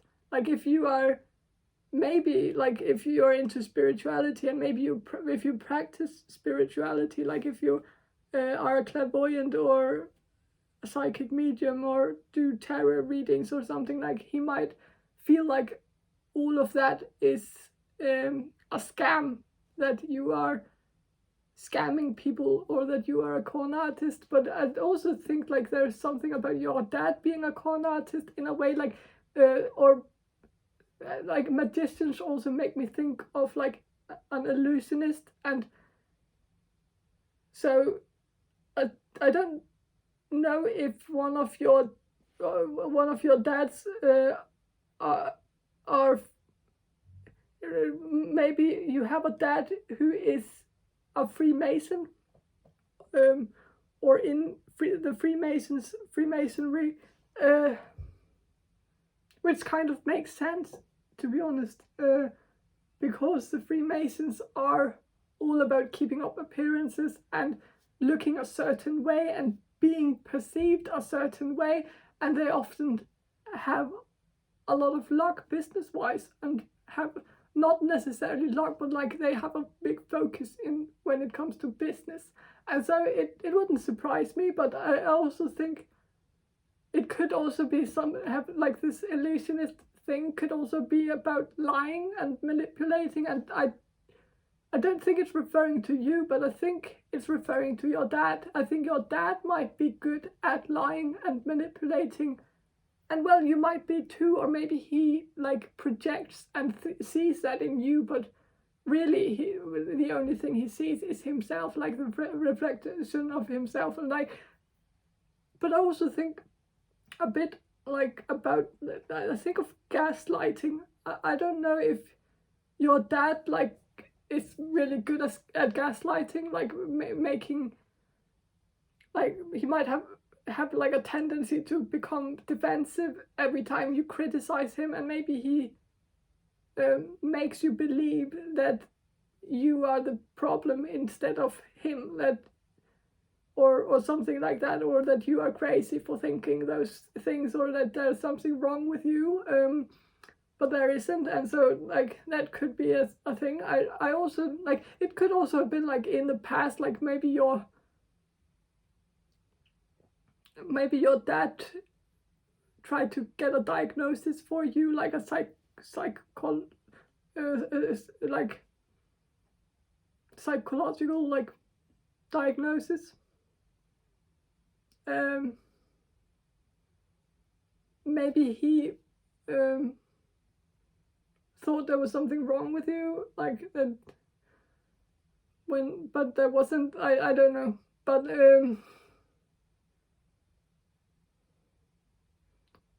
it could. I'm also getting something about your father, like being a master of changing the subject. Like if, and I'm a master of changing the subject too. Like this has nothing to do with what I was talking about before. Like I'm sorry. But like okay, so I think this is unrelating to what I talked about before about the gaslighting. But I think this is just more information. I think your dad is a master of changing the subject. Like if you would talk about something very delicate or private with him, he would always just change the subject and act as if you never brought it up. So I'm not gonna lie, I did think of one thing with the tower. I don't know if I'm supposed to say this. I don't know, but like I did think of some inappropriate touching, because there's a hand here, like, and I don't know if it's your dad who was inappropriate, or if maybe one of your dad's friends were inappropriate towards you, or or something else that happened to you that your father is thinking about, like, I don't know, but so, but this is also the Tower, so like maybe your father feels like you are at a stage in your life where you are ready to turn your life around, or maybe he just feels like you should turn your life around, that your life is a bit chaotic right now, that you need to get things in order, that it's a bit of a mess right now, and well, there's no shame in that, but so yeah, I think that's it for you, group number 3. I hope you enjoyed this reading, and if you did, please subscribe to my channel, and I hope to see you in my next reading. Bye.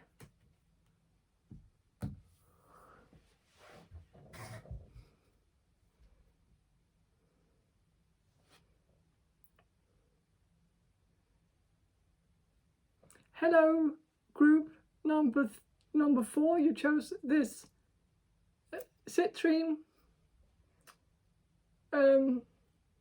So first of all, I think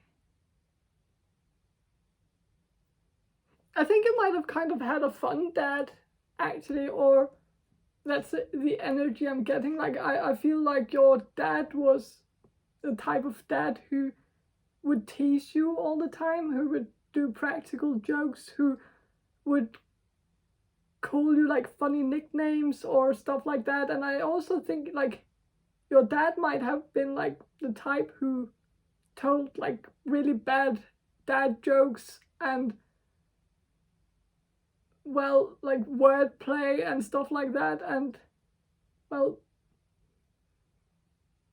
even though I think I might think he's like really funny, but I'm not sure you think he's that funny, or that you found him very funny when you were a child or a teenager. I think you just felt like you had a very embarrassing dad as a teenager, or like, for example, he might have given you like a nickname like Bubble Gut or something like that because you struggled with gas or something, and that might have been very embarrassing for you and very annoying for you, and like especially if he called you that in public, and so, but like besides that, I think you actually have and had a kind of a harmonious relationship with your dad. Like, I think your dad loves you. He sees you as his ray of sunlight. Like, you make him very happy. I don't think your dad thinks anything bad about you ever. I think he just loves you. And like, there's something here like about kiwi here. So I don't know if you like kiwis or if you are a kiwi, like that you're from New Zealand, or like, and one of you might be, I don't know. But I also think there might be something about your dad wearing like ugly shoes and you teasing him for it. And so I think the teasing goes both ways, and did go both ways when you were a teenager or child too, like, which is really harmonious. Like, you might tease him if he wears like socks in his sandals, or if he wears Crocs or clocks or something like that. And that there's also a message here that one of you might like have been born with a disease that made you bruise really easily, And well, I don't think this was like a big deal. I think your dad might have joked around whenever he was in public, and like if you were filled with bruises and it felt like people were getting the wrong idea, like he might have jokingly said that he had beat you up. And well, ironically enough, that actually made many people not suspect that he had beat you up, which I don't think he had. But I do think like maybe some people had some suspicions about your dad because of the bruises, which was sad both for you and your dad. And well, I think it was a condition like maybe Ehlers Danlos or something like that. You might also have had like very thin skin, or some skin condition that made you bruise or made you get also blisters very easily. Maybe you also had like psoriasis. I don't know if that's relevant. I don't, but like that's also besides the point. I don't know, but like you might have had like some genetically inherited disease, and that might actually have been genetically inherited from your dad. And I think your dad really wanted to protect you because of this disease, or maybe you inherited some disease, like maybe you inherited it, like I said before, like that you inherited it from him, and maybe he felt guilty about that, that he had passed that on to you, and so he wanted you to protect you a lot because of him feeling responsible for it in some way. But like you might not have noticed that he felt bad about it, because he might have just joked about it all the time. Like he might have joked that it was good that you had inherited something from him. Like if you hadn't inherited this disease, it wouldn't have been he wouldn't have been able to recognize himself in you, because you looked so much like your mother or something like that. And so I think he might have joked about that being the only thing that you inherited from him. Like I don't know, I think you might have also been like double jointed, or you might be double jointed, and so that might have caused some health issues. I also think there might be something about posture.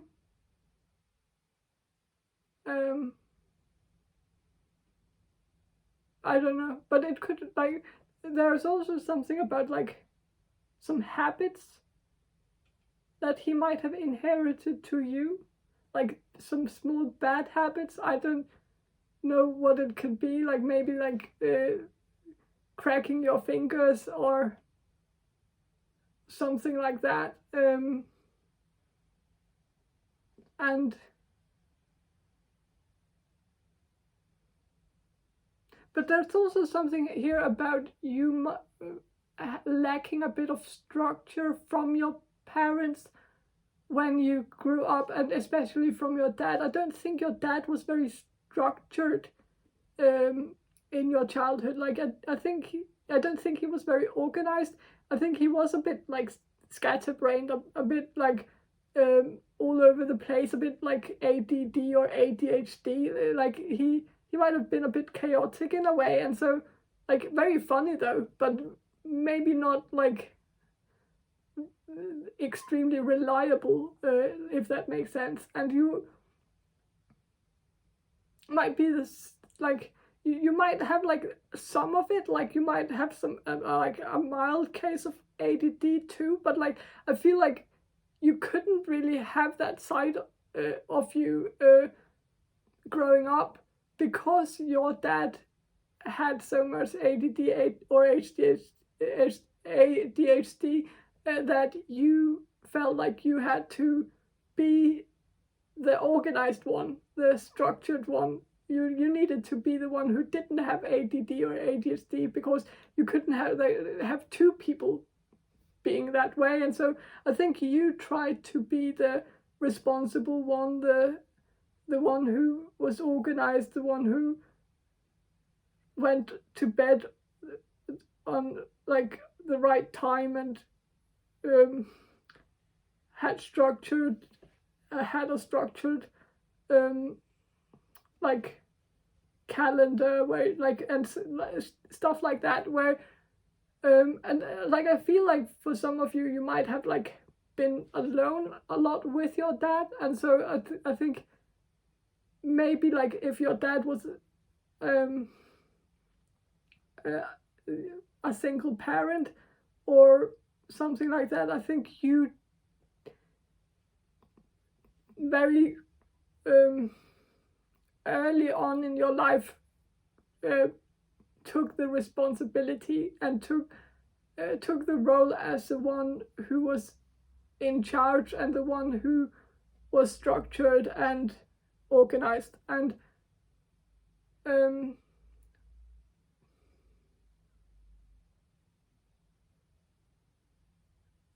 so like one of you had to take the lead, and that ended up being you. And so I feel like you had some like I think you had good times with your dad. I do really feel like this was harmonious and balanced, because I think like you balanced each other out a bit. Like it was good for you to become so structured, because it has benefited you. And so I think like, and so, but let's talk about like what your dad actually sees, actually thinks of you. And like I think your dad really sees you as like a believer and a dreamer, someone who dares to follow their dreams. And like I think you are like that, and I think he admires that about you, and I think he really wants to encourage you to keep it up. Don't stop believing in whatever dream you have. Don't give up on it, because you are like, but there's also something else here. Like it's not the whole story. I think your dad wants to encourage you to do what you want to do, not what you expect others to do. So like if you're doing something right now that you're not doing for yourself, like if you have chosen a career path, or just for the money, or if you or something like that, your dad doesn't approve of that, because he just wants you to be happy. Like he wants you to do something that you're passionate about, not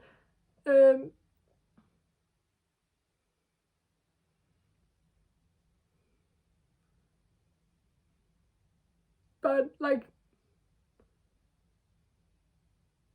but I think he is very like, I feel like you might have taken like the right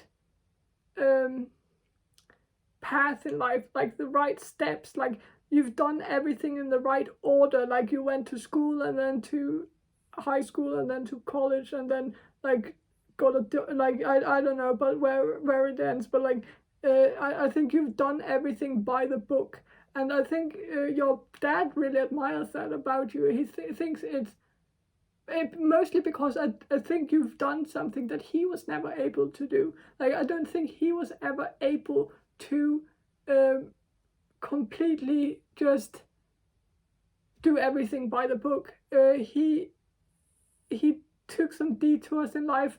He switched majors a few times. He dropped out and started again, and dropped out and started again. And like, you know, he might not have done everything completely by the book. And so I think he admires that you are not like him, that you can actually hold on to your, like if you've set a goal, you can hold on to it. But I also feel like he wants you to maybe not be that good at holding on to it, but also release some of the things that might not be serving you. And don't forget your dreams, the dreams you had when you were a child. Don't forget that, because you get caught up in grown-up stuff. And if that makes sense, like I think your father might see a talent in you, like that you have a talent maybe for writing or painting or something. And I really think he sees that, like, that might be what you need to be doing, because you have a lot of potential in that. But let's draw some cards here for you. King of Swords.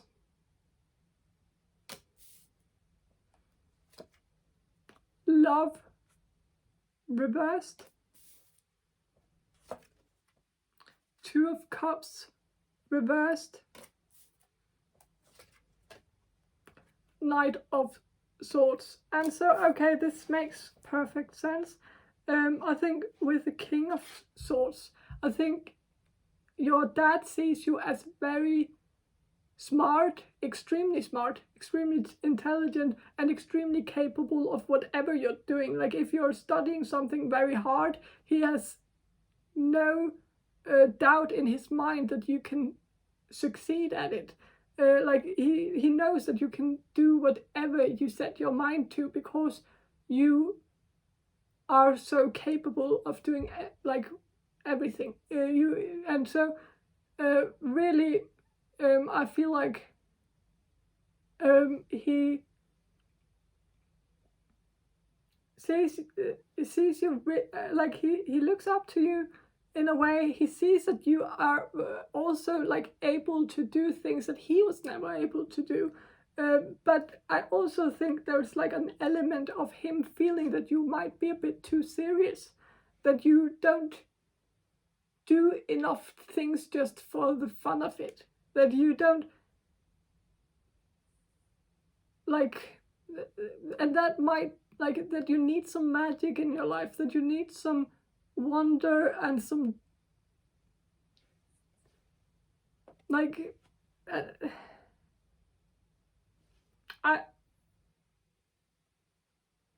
I also think like you might be in some field where you like, I think you are very book smart, and I think your dad wasn't really the type who could like sit down for long enough to study anything, and so he really looks he really looks up to you for doing something that he never could imagine himself doing. But like, and I think he sees you as like very brilliant, especially since you like have this logical side of you, which I don't think your dad has that like necessarily has, like, and it's very admirable. I think your father really sees you as structured too, like structured and organized, and not chaotic as him.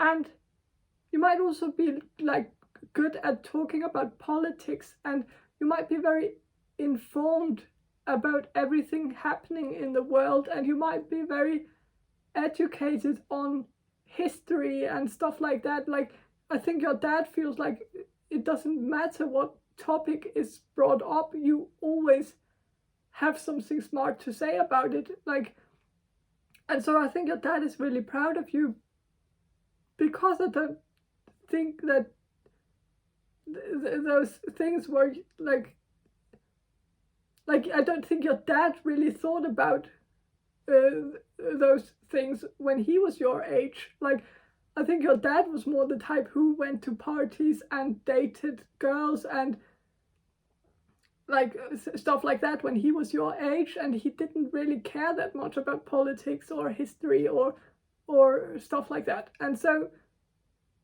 that leads me to these two cards here, and it's like the Love reversed and the Two of Cups reversed. And I think your dad thinks it's a shame that you are so focused on your career and your studies that you don't go out and have fun and go to parties and make out with strangers and just let loose sometimes. And I think your dad feels like you're missing out on your youth, missing out on life, missing out on the fun in life, the fun things, that everything is too serious, that there are so many really wonderful things that you miss out on. And so I don't know, I also just think your dad really wants you to like start dating, or like find someone, find love, and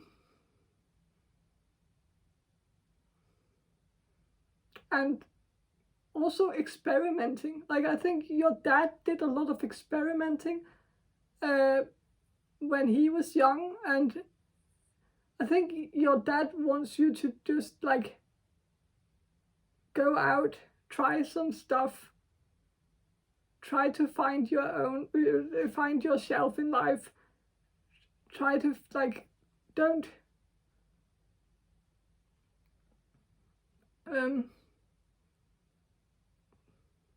just sit at home studying for something that might not even like be the right for you. Not that I think he feels like it's the wrong thing you're studying if you're studying right now, but I do feel like he feels that you are just working, and you never catch a break to actually reflect on what you're working on, and if the work you're doing is actually worth it, or if it's the right for you, or if you should be doing something else. And so I think your dad just wants you to enjoy life more, not be so perfect all the time, not be such a goody-goody.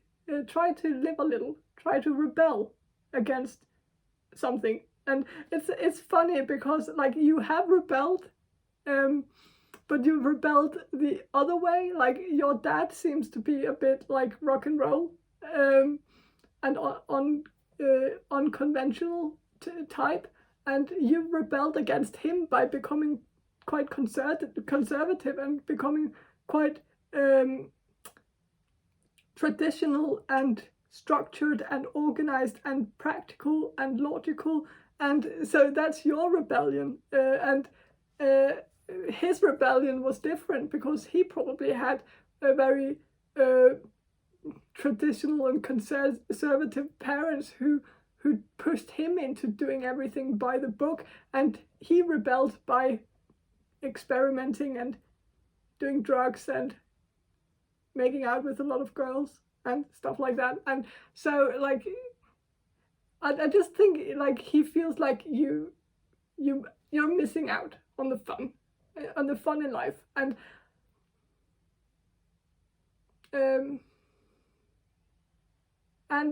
I just it could be about Corona too. Like maybe he just feels like it's really a shame that you don't get to go out and get hammered in the weekend because the bars are closed, and that you are missing out on like the nice things in your youth, and that you will never get back, and soon you will get trapped in a job and get trapped in a family with children, and you will not be able to just go out and take LSD and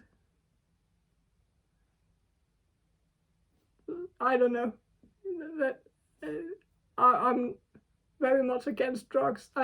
It's just what's coming through. But like, I also just think your dad also wants you to experiment on, like, it's not just experimenting with drugs and stuff. I don't think your dad is actually advising you to do drugs. I think that would be very bad advice.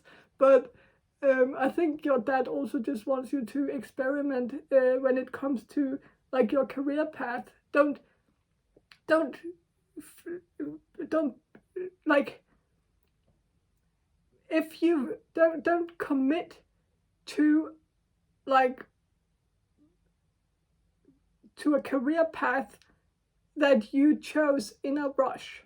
And I feel like that is how he sees it, that you rushed a decision to choose the field that you have chosen. Like maybe you went directly from high school to college, and then you didn't have the time to really choose your major, and you just chose like the major that came to you, like the first thing on your mind, like the first and the best thing, and you might have chosen it for the wrong reasons, and you might, and I think the decision you made for your career path was a bit rushed, and so I think your dad wants you to take a break and a setback, and like sit down and really think about, is this really what I want to do, or was it a rushed decision, and should I really commit to a decision that I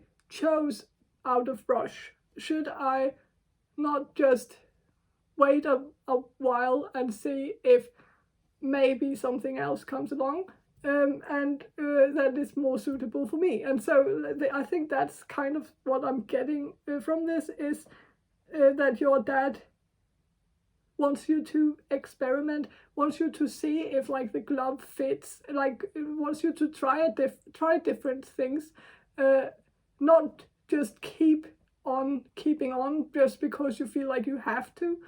Don't feel like you have to be in school even if you don't really understand why you chose the path you chose, just because you are afraid that you will look like a failure if you drop out. Like, don't think that way, because it's your life. You shouldn't let anyone else decide your life. You should make your own decisions from your heart, really. And so and I also think like there's also a part of me that feels like you might one or a few of you might be in a relationship, and a kind of new relationship, and you didn't, and this is maybe your first love, or I feel like it's your first love. You might not have had a relationship before, and I think you are maybe committing to this new relationship too fast. And I think your dad feels like you are committing too fast. Like maybe you're already talking about children or something like that.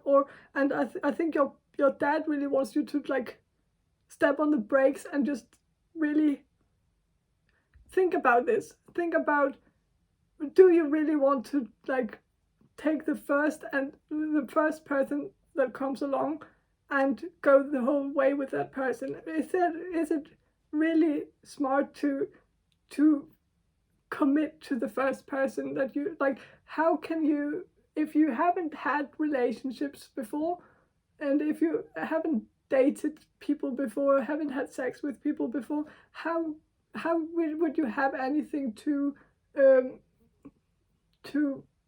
compare it to? Like, you would always go your whole life feeling like if you don't have anything to compare it to, I just think your dad wants you to have something to compare it to. Like when you get into when you settle down with someone, you should have had some experiences first with other people so that you know, so that you can compare, so that and I think that's also like a thing, and so don't. I just think the energy I'm getting is that you shouldn't rush things. That everything will happen in due time. Don't feel like you have to invent the wheel right now. It can be invented in 10 years, and it has already been invented. So, but like if you are in I think you are the type who is like those multi-talents where you like are both really good at like logical thinking, like science and stuff like that, but you're also good at creative expression, and I think you could do wonders in science. I think you could invent something in the future. I think you have a really brilliant mind, and I think your dad really sees that you have a really brilliant mind, and that you have really great ideas, and that you will come far in life. I don't think your dad is really in any doubt about that. But I think like your dad, the energy I'm feeling is that your dad thinks that all that inventing the future and stuff like that can wait. Like you can invent like some great invention like in 10 years, and it will be groundbreaking, and it will change the world. But like in 10 years you can do it. You don't have to do it now. Right now you can just have fun, do some make some mistakes, do something that's not perfect, live a little, really, go to parties, date some girls or boys. Sorry, I don't know why. But date some people, have some experiences, and then and also like I feel like maybe try out the creative expression thing. Like try writing, try painting if you're good at either one of those things. And I think it might be like a good time now when you're not committed in like a family, or committed in a very a career path. Like right now when you are actually quite free, you can actually make that attempt on making it in the creative field, and so now is maybe the best time for that.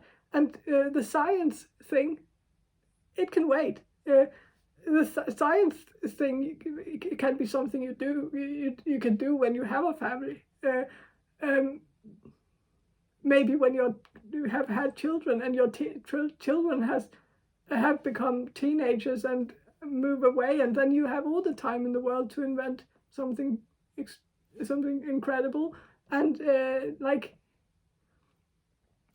I just think your daddy wants you to get a bit out of that serious energy where everything is so serious. And I also like get the feeling that like you might be an environmental environment activist, or some kind of activist. Like you care a lot about the environment and fixing the world's problems and stuff like that. But I just think your dad really just wants you to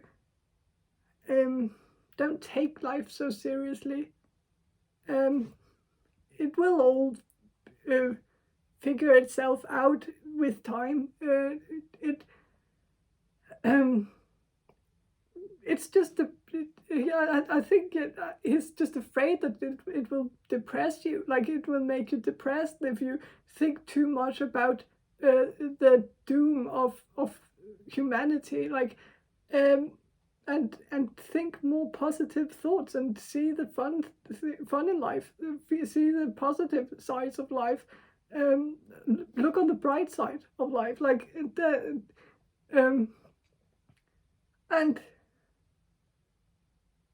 and so like I think that's and find I know, like, and go out and have fun. That's just that's the energy I'm getting. Have fun, do something creative, don't take life so seriously. In a way, be a bit more like him. Like don't be a bit spontaneous. Don't be so afraid of being impulsive. Don't be so afraid of saying something stupid. Like I think your dad, like I think your dad is a kind of like, now I'm talking about your dad like as if I know him, but like I'm sorry about that, but like I feel like your dad is incredibly charming, and he's really hard to not like. And I don't think there are many people in this world who dislikes him. I think he is just the type who people just genuinely like, because he's funny, and he's light-hearted. He doesn't take things too seriously. He jokes around, he teases people, and make funny practical jokes, and just he's just like this fun person. And but I also feel like your dad has said extremely many stupid things in his life, like, and some of them he might even have felt embarrassed about. But I think at some point, like, I think your dad is quite extroverted. You might be very introverted, and so like you balance each other out quite nicely, because like you are so introverted, and your dad probably has tried to extrovert you a bit, and I think you have tried to introvert your dad. And I think along the way, I think you actually did have an influence on each other that was actually positive.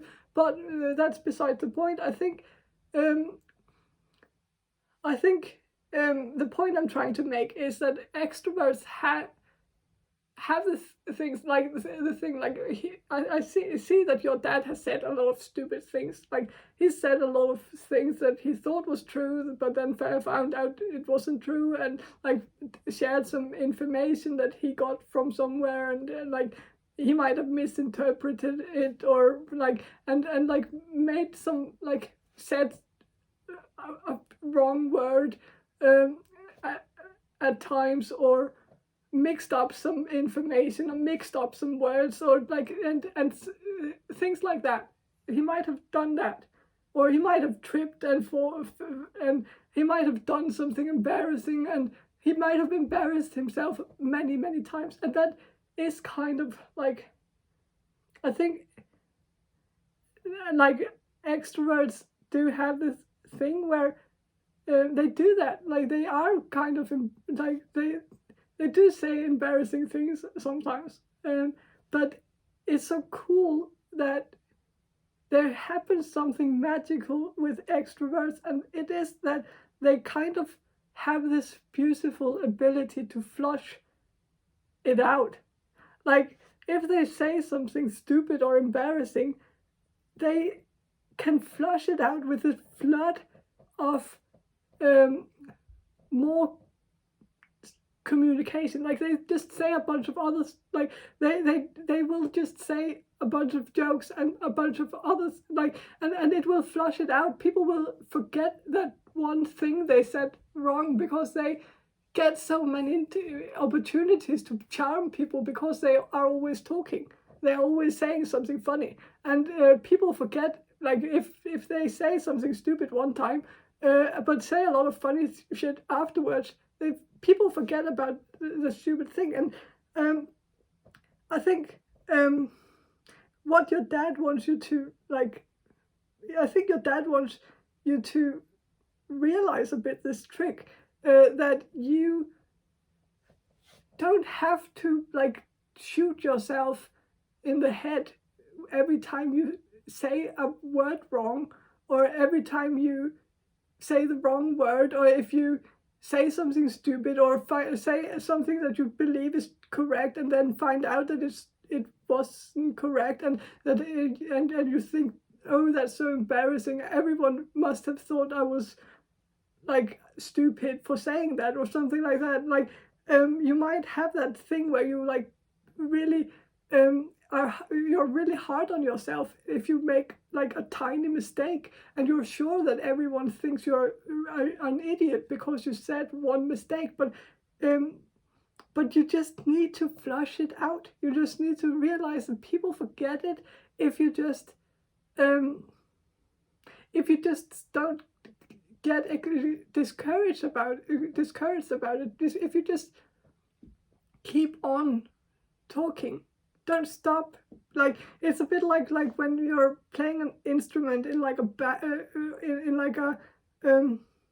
band or something, like, and you miss the wrong notes, and if you stop because you missed those notes, then you will ruin the whole experience for everyone. But if you just move on, people will most likely not notice.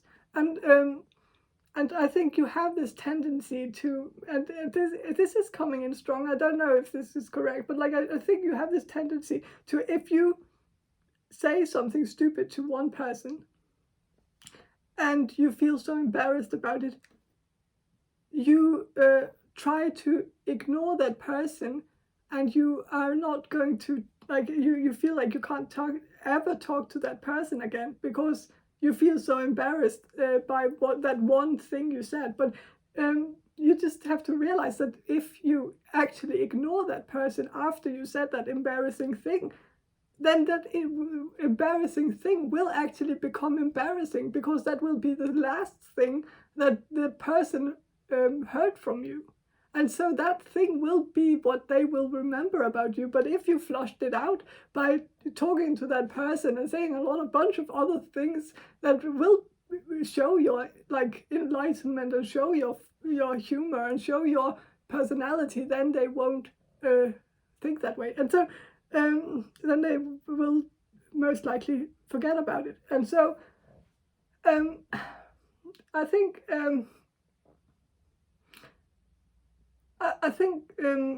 well, that's the message I'm getting, is that just try not to take things so seriously. Don't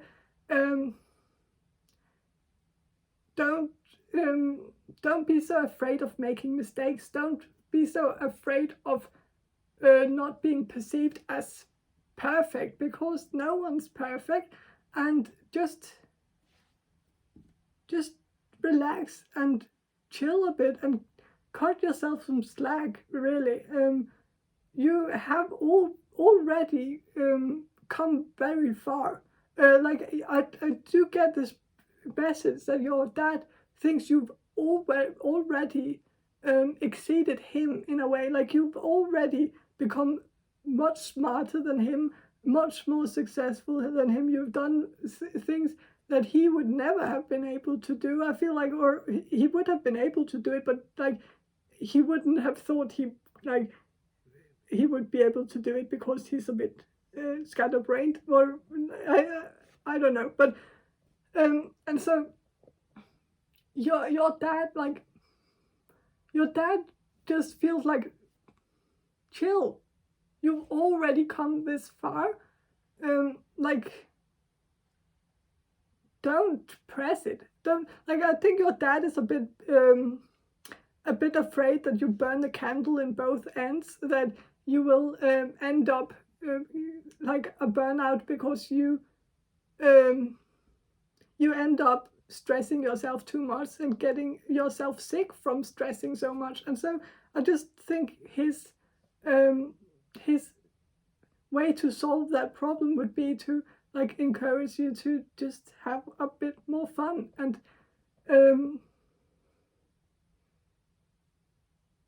so yeah, with the Knight of Swords here, it's also like a bit, it's about the rush thing. It's like, don't rush it.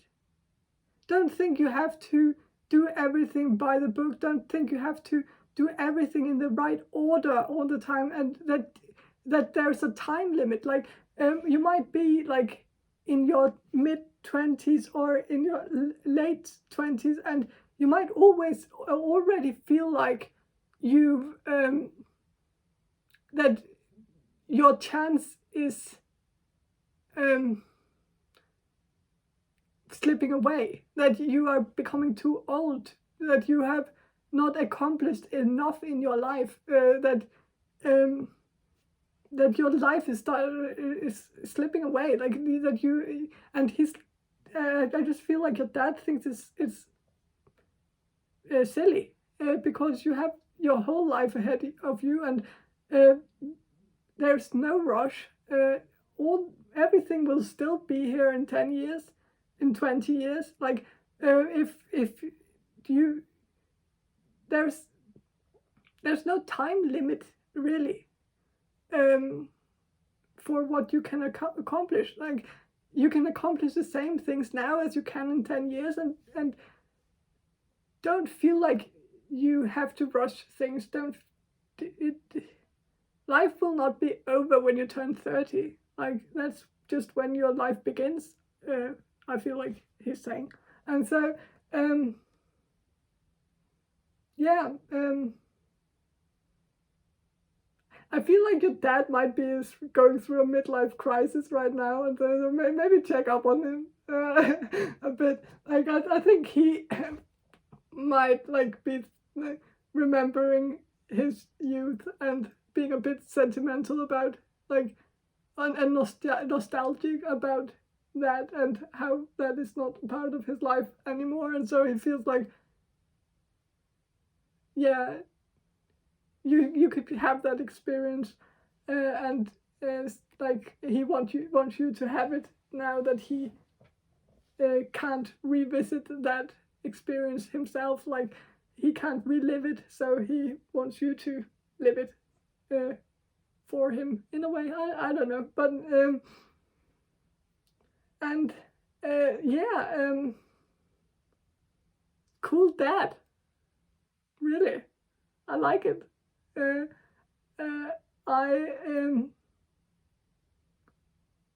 Yeah,